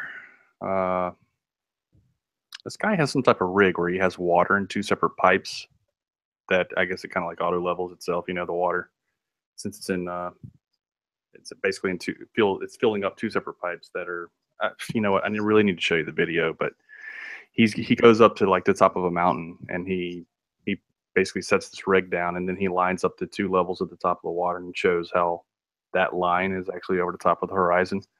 I thought it was brilliant. It's like a really cheap way to kind of show the drop. Something interesting for everybody to look at. Yeah, that would work. But for the amount of money that you can pick up a decent auto level, I wouldn't even mess around with anything like that. I bought an auto level off eBay for under $100. Oh, really? Wow. Yeah. Yeah, I would. In fact, I purchased two of them off eBay. I have two auto levels, and I have a TopCon total station that I bought off eBay. That's awesome. I definitely need to look into that for sure, because if I could learn how to use that equipment, you also need a good surveyor's tripod to mount it on. You can't use like a camera tripod. You need a real substantial tripod like the surveyors use. Right. But yeah, the other thing though, once you get an auto level, you have to ensure that it's calibrated, and there is this procedure you can go through called a 2-peg test to get the auto level dialed in. But it's so much better than any sort of spirit level or laser level or anything like that you're going to do. I mean, my TopCon auto level, I can get repeatability on that on the order of about 4 arc seconds as far as establishing a tangent. You could never ever do that with water in 2 pipes. I would think that probably the best you could ever do on something like that might be on the order of about a tenth of a degree. It's not going to be super precise. It's going to be more like for like just a general right. measure. Yeah, so you're not going to be able to actually just show and drop, and that's it. Right. Yeah. If you're trying to do that where your drop angle might be on the order of, a half a degree to a degree or something like that, then yeah, you could do it that way. But like if you're up 6 feet above the ground and you want to sight where the horizon is and check to see how far that might be below a tangent from your observation point, you're going to be looking for something on the order of minutes rather than degrees. Exactly. Yeah. And you need the instrumentation that's exactly commensurate with making those measurements. And I'll tell you, I'm really sold on auto levels. I mean, there is so much you can do with them, and they are so helpful in doing these types of things and shooting to targets if you want to know where your tangent is. And plus the optics on them tend to be dynamite. They're really clear precision optics. Most auto levels, they come at what separates the men from the boys in auto levels is the power of the scope. They generally tend to start around a power of about 24 and they go up to around 32. They seem to be like 24, 28, and 32 power, and the optics are very clear and very nice on these scopes. In fact, I found, much to my surprise, my Sony RX10 focuses real well through an auto level scope, so I can essentially get magnifications all on the order of about 120 with nice. with the combination of my Sony digital camera coupled with the auto level. So do they have attachments for that, or do you just manually line it up? Oh, you mean for the camera auto level combination? Yeah, can you like actually? No, I just hold it up myself. Yeah, I got you. Yeah, I was just thinking about how they make attachments like these days for all the telescopes and stuff. I was wondering if there's some type of attachment for a camera. No, I should do that. Figure out some good way of mounting it. But I found that if I brace myself against a tree or something next to the auto level, I can get a pretty stable shot through the auto level scope. That's awesome. Oh, and that's the other thing that you'd want to do when you start going to do your final pictures or whatever. Try to take, say, 30 seconds to a minute of live video. With a live video, you can easily assess then what kind of refraction that you have and how much refraction. It's very difficult to determine that with a still picture. Yeah, I agree with that. Definitely, you definitely get something from the live video that you don't get from the picture. I was noticing that definitely with the Chaffalaya Basin observations we made. That's one thing we want to do is keep going back there, because the one bad thing about that is what you were saying earlier. You want some wind, and the Chaffalaya Basin is like, it's basically like shut off by the swamps, where it's going to be real hard to get wind down in there. Maybe on a stormy day or something. Yeah. Well, I mean, if you can't get a good breeze going in there, you just do what you can. Yeah. The good thing about that shot though is that there's like about a 35-foot levee on one end, so that turned out to be some really good shots. We went up to the top of that levee, took some video, then we went down to the bottom and took some video closer to water level. Do you think you'll ever have an opportunity, say, where you can go out in the lake halfway out and then shoot in both directions? Yeah, I think I will in October whenever we get that boat. That's one of the things we wanted to do. But interestingly, it wasn't a good day for the observation, but I did take an observation from this place called Lake Town, which there's a little pier out there. And if you've seen some of my videos, there's like this pier called Pier 1. It's right by a casino. And with the P900, I could actually shoot at a basically almost a perpendicular line to the transmission lines that I've been filming. Mm-hmm. And you can actually see them. If you flew across the horizon, you can actually see them being more and more obstructed. So it's a pretty interesting shot. One thing I was wondering, in these tower structures, those concrete pylons, they look rectangular. About how high up off the water is the shelf of that, where the I've had a hard time gauging that, but it feels like 15 to 20 feet. Okay. I don't know for sure, but if you look at Google Earth, you can see the shadow of the taller tower, and it's in the same tile as one of the shorter towers, and you can based on the shadows, the shorter towers appear to be about 75 feet tall. So that taller tower, well, I know is 210 feet tall based on the FAA obstacle data for Lake Pontchartrain, and based on the shadows, just comparing shadows, the shorter towers appear to be 75 feet tall. It's about this is a good estimate, I guess I would say. Yeah. Okay. Well, you gotta be careful though when you go out in the boat. You want to make sure that you're not going to have the Riley electrolysis effect doing something bad to you. Who knows, man? Who knows? I might get cooked like a chicken or something. I found that hilarious. Like, and then even today in his little hangout where they're seeing the birds. Well, of course the birds got to be fake because they're not getting cooked. I mean, it's like he actually argues against himself, I think, sometimes. Yeah. Well, that's what happens when you go grasping for straws. Yeah.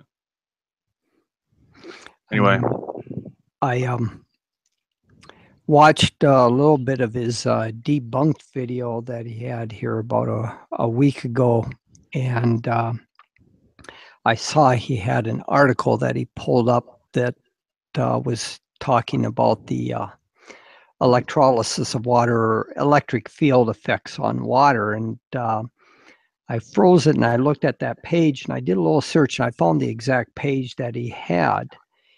And I wish I had read that before I had produced a section of comments on electrolysis. It could have saved me a lot of time had I realized where he came up with this idea of the electrolysis.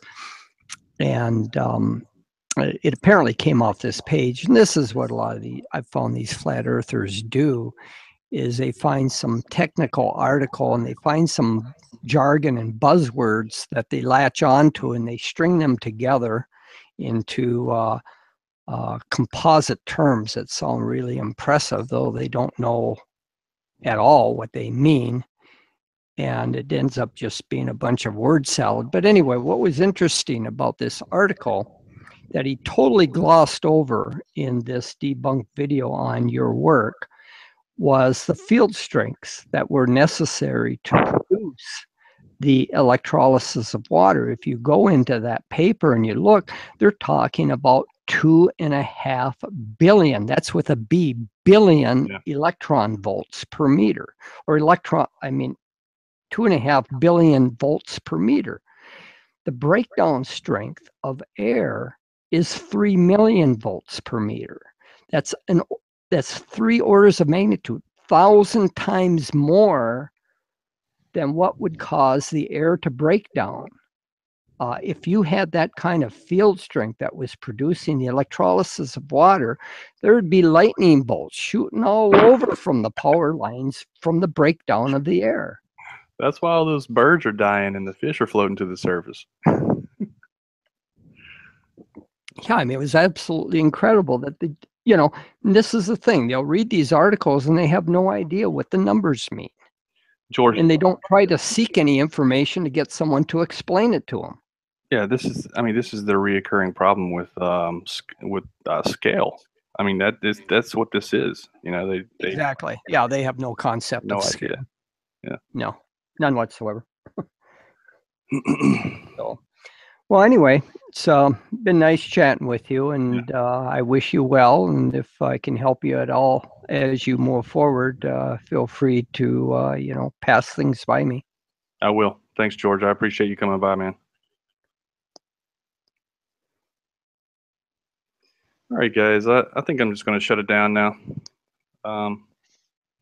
Again, if anybody hasn't seen Kara's Hangout, I highly suggest you go see that, because I think it's one of the most powerful demonstrations that I've seen as far as how the model matches observations. So, and I think we should do more of that. Like, Kara is definitely an asset. She can put some stuff together in that CAD program. So yeah, so they're not actually interested in facts. You can do all of this stuff, and you could take them out into space and bang their faces against the porthole of the spaceship till they bleed, and they still don't. They're just not interested. Yeah, I agree. They don't want facts. I mean, the main point of this is just to point at them and laugh. That's all there is, really. Yeah, Dandy actually said pretty much the same thing, but he said that really what we need to do is just make a visual that completely just, debunks them, so to speak, kind of like what I think Kara did, and that just leave that there for the people that are, hearing about flat Earth and trying to investigate. There is some value to putting stuff out there that they can see and that is real. And I guess that some people who might be tempted to look at flat Earth seriously for 30 seconds will just then shy away. But people like Liley and all the rest of them, they're not interested in facts. They're only interested in creating a kind of controversy, and to some extent the more videos you make, the more you feed them, and I think that is a real problem. Yeah. And the other thing is too, which I totally agree with Cortison, is the more you go into their hangouts and you're helping them. You're helping them with their numbers and giving them a sense of legitimacy that they don't deserve. Yeah, I do. I don't disagree with Cortis on that. I guess I just, you know, I kind of I'm on the fence with that because the reason I even got into this stuff is because kind of what Daz's hangout was about the other day. If anybody saw it with the girl that committed suicide before 2012 because of all the misinformation that was on YouTube, you know, I kind of feel like there has to be an opposing force. Yeah, I'm kind of a bit torn as well. I mean, there are some people that are worth opposing and talking to, but people like Liley, I mean, I don't know. It is a tricky one. I don't think there are many people going to commit suicide over the fact that the Earth is flat or round. I think it would be better to force them to come to you rather than you go to them. Yeah, and that's what they won't do because they know they don't have control, and they know that's why Liley banned me, because the 2 times that I encountered him, I think once in Jem's hangout, and I think might even have been once in Ice's hangout. You know, I just wiped the floor with him. I shut his mouth, and he had nothing to say, and then he left. And then the next thing, he's banned me everywhere, and he won't talk to me because I'm rude to him. And it's like, yeah, okay.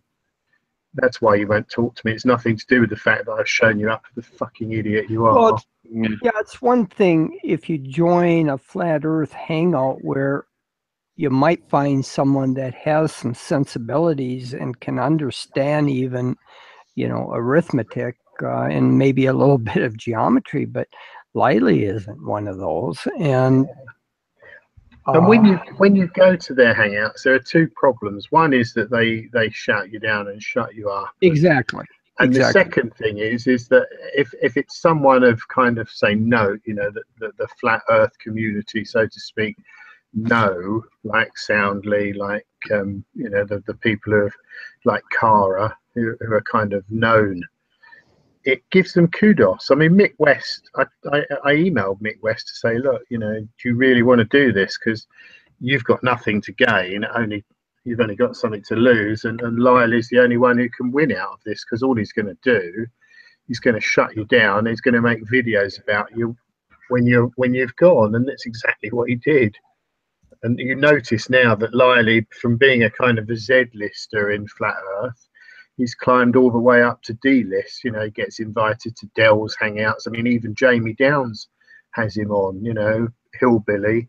Suddenly Liley's everywhere simply because he's made all these videos about Mick West.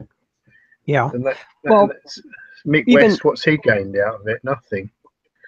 Yeah, I don't have much to contribute as far as some of these flat earthers go, like you talk about Jamie and a few of these. I just don't have any history with these people. I have noticed, let's see, it was on, gosh, I forgot whose hangout. About 2 days ago, Jamie was on there and I got on, and I was really surprised. Jamie sent out a hello to me and that, and I responded back to him. And at the end of that hangout at the chat, he posted a link. He wanted everybody to see his latest video, which was this thing called Flat Earth Toronto Skyline Compression or Curve.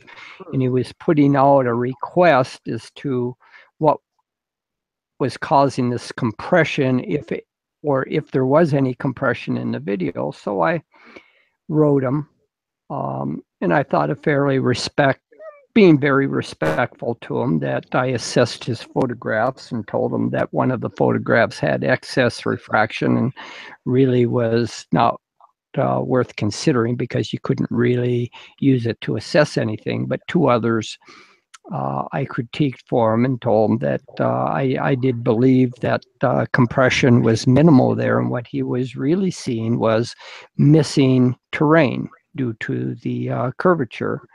And he never responded back, so I don't know exactly where he's coming from. His video didn't get very many comments. I see right now it's from 2 days It only has 9 comments on it. So I don't know where he's coming from. I've never really watched any of his hangouts or anything. No, I mean, it's just really an education in how much stupidity one person can hold without exploding. It just is. I mean, it's like a car crash. You don't want to, but you just can't help yourself, can you? Because they are ludicrous in the extreme. Can you hold your Soundly? Can you hold that video right there? I've got a question about this roadway. Where you're zooming in. Now this dips down and comes back up, does it? Oh yeah, what do you want me to do? I just looking at the center of this. Is that the kind of tan looks like a concrete slab or something? Is that part of the roadway where it comes back up, like it goes down and comes up, or how's that work? Yeah. So actually, all this roadway right here is at the same height, and then it goes up at the end. There's another video. There's another video on that end. Move your pointer to the left a little bit. Right there. Is that roadway just to the right of your pointer? Yeah, right boat there. Ramp right here. Oh, that's a boat ramp. Yeah. Oh, and okay. And these are 3 cars parked right here. There's a white truck and 2 black trucks. There's actually another video where I'm on that side. You can see the pylons and how. What is this in the center? Is this water? Is this like a canal or something? Yeah, it's called the Little Tinsis Bayou. It's a bayou. Oh, okay. Yeah. Okay. So there is actually water then, right? Yeah, very, very slow moving water. It's basically a swamp on both sides. Okay. Yeah, and so that is an actual curve then, because I wasn't sure if it was concrete and whether it was. Yeah, I thought this was like a paved road in the center. Yeah. This is water here. Actually, there's let me see. It's just the one with the boat in it.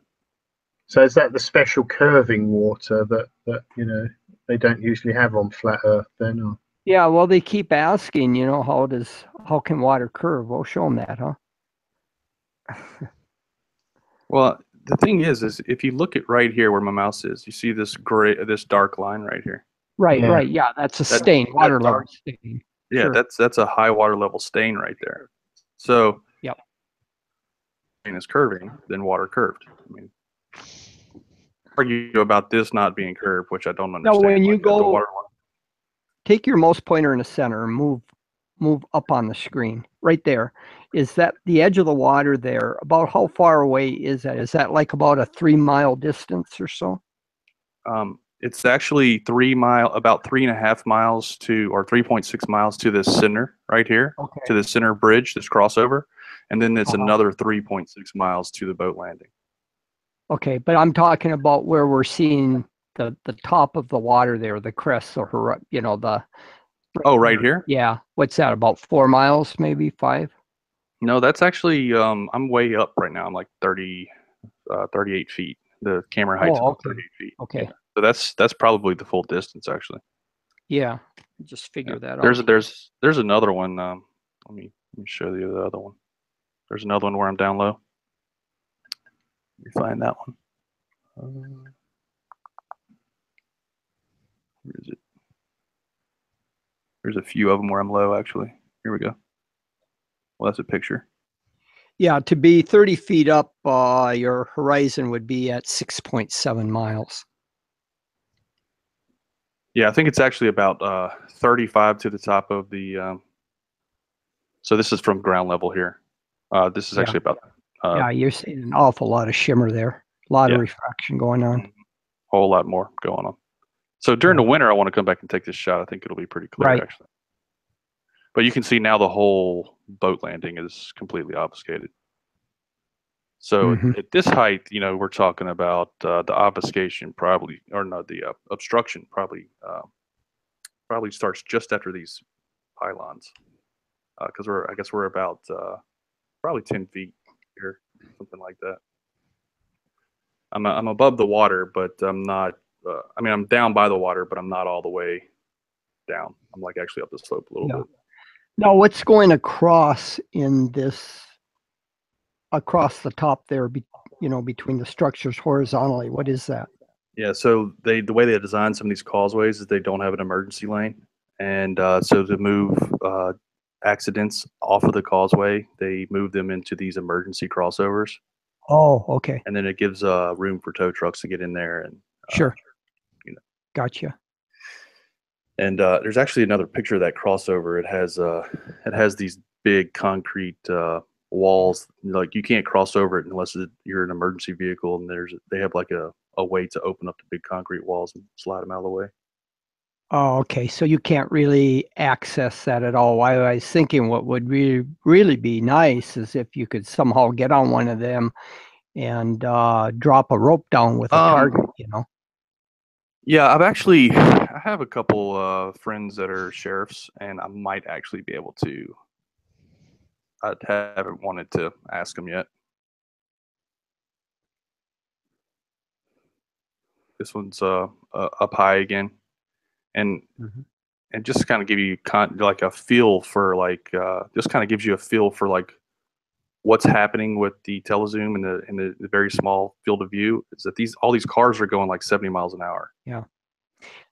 Sure. And you're well, seeing what would really be nice to see is if you're down where you're shooting from your camera, if you had an auto level to shoot the tangent and then drop a target down so that it intercepts the tangent, and then you could measure the distance from the center of that target down to the water level, and then it'd make a nice little demonstration as to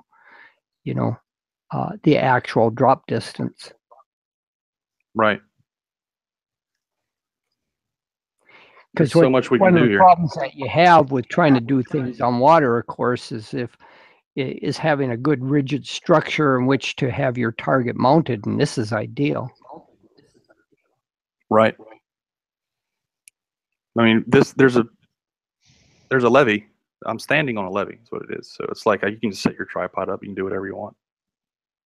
And then there's land underneath the levee. Like it's a road underneath the levee where you can get right next to the water, set up a tripod. So yeah, it's a very, very good location. That's for sure. Yeah.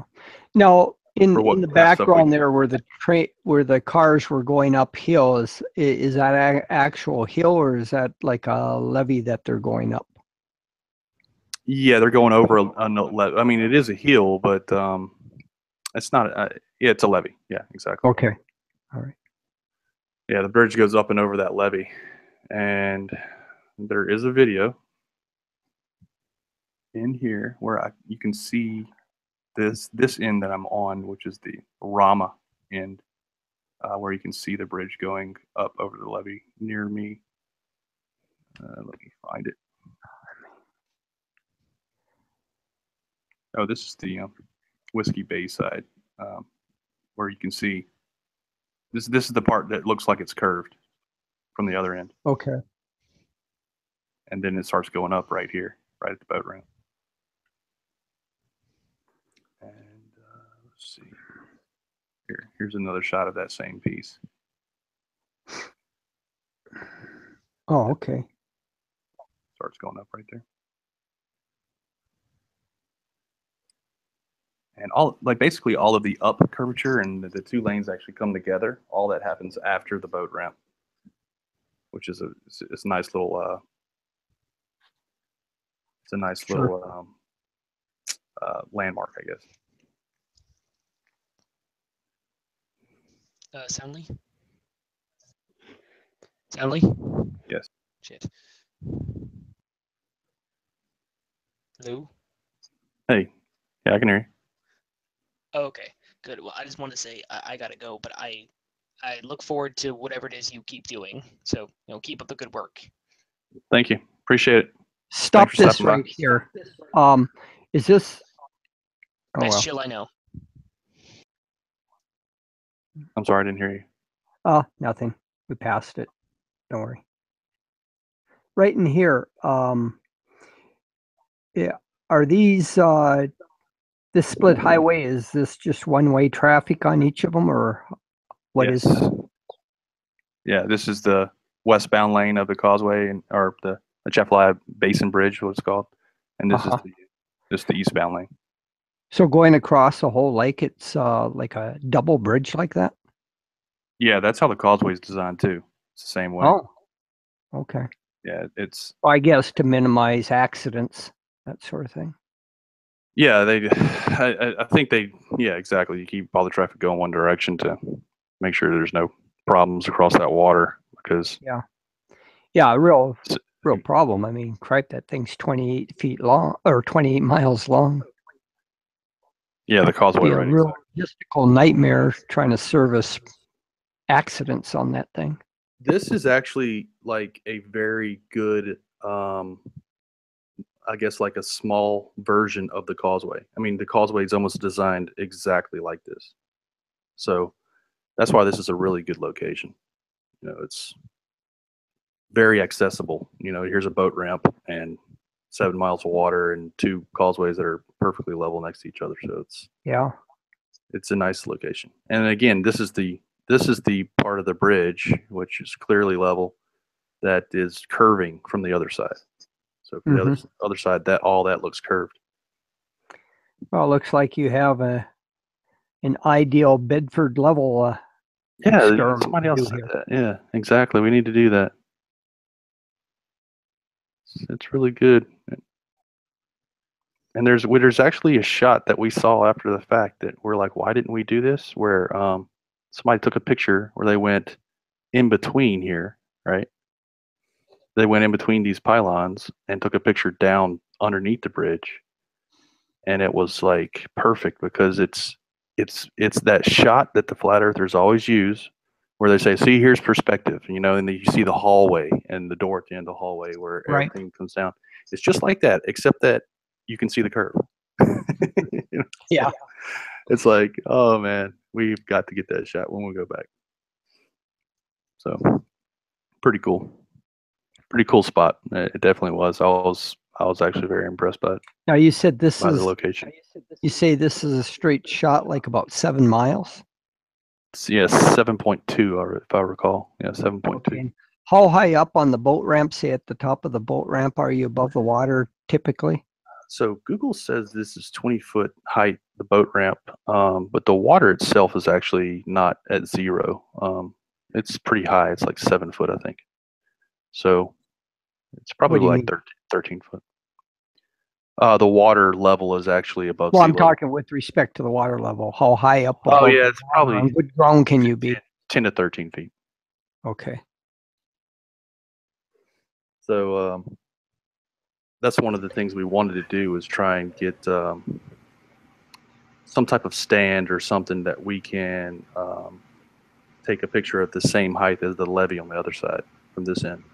But so far we haven't built anything. We were thinking about building. Well, that'd be about ideal because at 10 feet the horizon's going to be about 3.9 miles. So,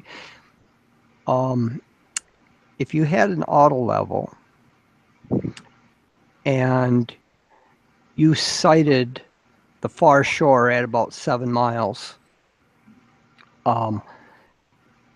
using the auto level, you'd be shooting a point that would be 10 feet above the water, just as you are up at your observation point. So as a qualitative demonstration in this whole thing, you should be able to set a target up on the far shore, shoot it with an auto level, and then show that there's very, very little difference in the middle between the tangent and the water, which would be showing that, you know, the water is risen up by almost 10 feet. Right. Just curve. Right. That would be really nice. Definitely be really nice. You know what? We kind of need to collaborate on some experiment designs, like help us build some good experiment designs and then we go execute them. Sure. I'd like to help you with that because like I say, I've had some experience doing it on my own here over the past winter, and I have a real good target design And this is something like I wanted to do on my own lake here, but you have a nice protected area there with this canal. Right. I mean, you have some ideal setup there in a lot of respects. Yeah, I agree. That's what I was really excited about this location, like even more than the transmission lines. The transmission lines are, definitely have that dramatic effect, but this location is just ideal for, like you said. This gives you another aspect or another demonstration, Yeah, that's also not in the electromagnetic soup. Exactly. Yeah, he's never going to live that one down. I'm trying to find that. There's one shot where you can actually, I thought it took it from the top of the levee, where you can actually see the curve of God, I'm very much jealous. Well, I have to go through a lot of push-ups to set up things on my lake because I don't have structures that I can attach things to like you do there. I hear you. All right, so this right here, it's got to be this one.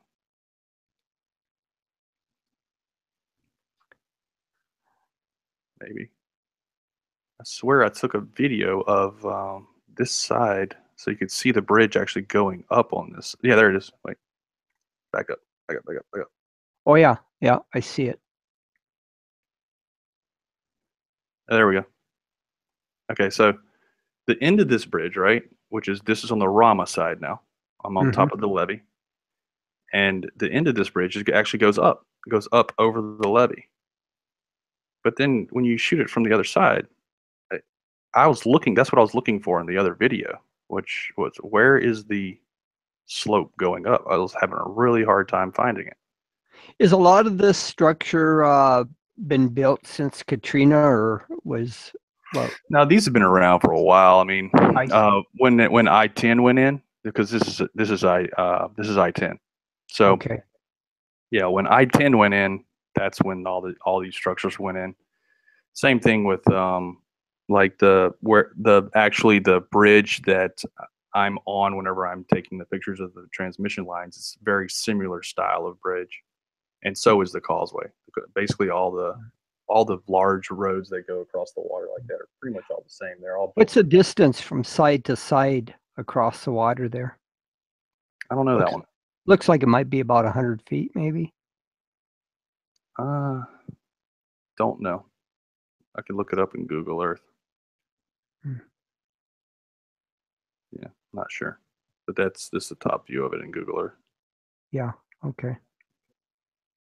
Yeah, and so this pin right here, which is at 36 feet, is the exact location of one of my videos, of this video, of this picture, 741.jpg. And it's at 36 feet. My tripod is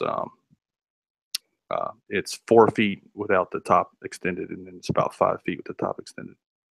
Now, with all this terrain to the right and to the left of the roadways on I-10 there, is that the way it actually is, or you said that's swampy area? Yeah, this is terrain here, but it's really low terrain, and whenever so it just happens to be dry this time of year that it was taken. Right. Okay. So whenever the water levels change, some of this stuff gets flooded. I see. Yeah, it's swampy. So it's going to be very, very shallow. Yeah. Yeah, it's shallow. It's deep enough to drive your boat through, but it's not going to be too deep. Because I was kind of thinking between I-10, what a great water ski. Yeah. Nice and protected, nice calm water. Holy moly. Yeah, I was actually thinking that. I was wondering why nobody was skiing out there, because the water looked like glass. It was like, wow, look how smooth that was. Yeah, great water ski run. Absolutely. One of the things I loved about this spot was these lines going across it like that. Like the wind, it's like in a wind-blown line right there. So yeah, that's silky smooth, man. If you're out on that, it would feel like glass. Anyway, All right, guys. I think I'm going to shut this down. I'm sort of thinking, yeah, within there, between the the two roadways, what would be interesting would be for you to get a temperature profile going down there. And I'm almost beginning to think that the air might be fairly stable there. I'm thinking that during the fall and winter, this is going to be like an ideal place. Yeah, I think so. I mean, when, like I was saying, where your air temperature and the surface water temperature are about equal, you know, at some particular time of the day, you might get some really great shots looking down that, shooting that way. I think so. And like you said, we were actually planning on putting targets on like the boat ramp and so we're going to, each of us will be on a different end, right? And we would just be talking over the phone and no, that's what you want to do. And please, when you do this, take temperature measurements. Okay. So that we can later go back and assess the amount of refraction, because it's always good to have too much data than not enough. Yeah, and that's kind of the idea behind the checklist. I was like, okay, this is all the stuff we want to do. We want to execute this. Let's execute it without really thinking about the end results. Let's analyze it after the fact. Exactly. Yeah. Exactly. And if you can, get yourself a little barometer and also get some pressure measurements at the same time you take the temperature. But temperature is by far the most dominant parameter when assessing refraction.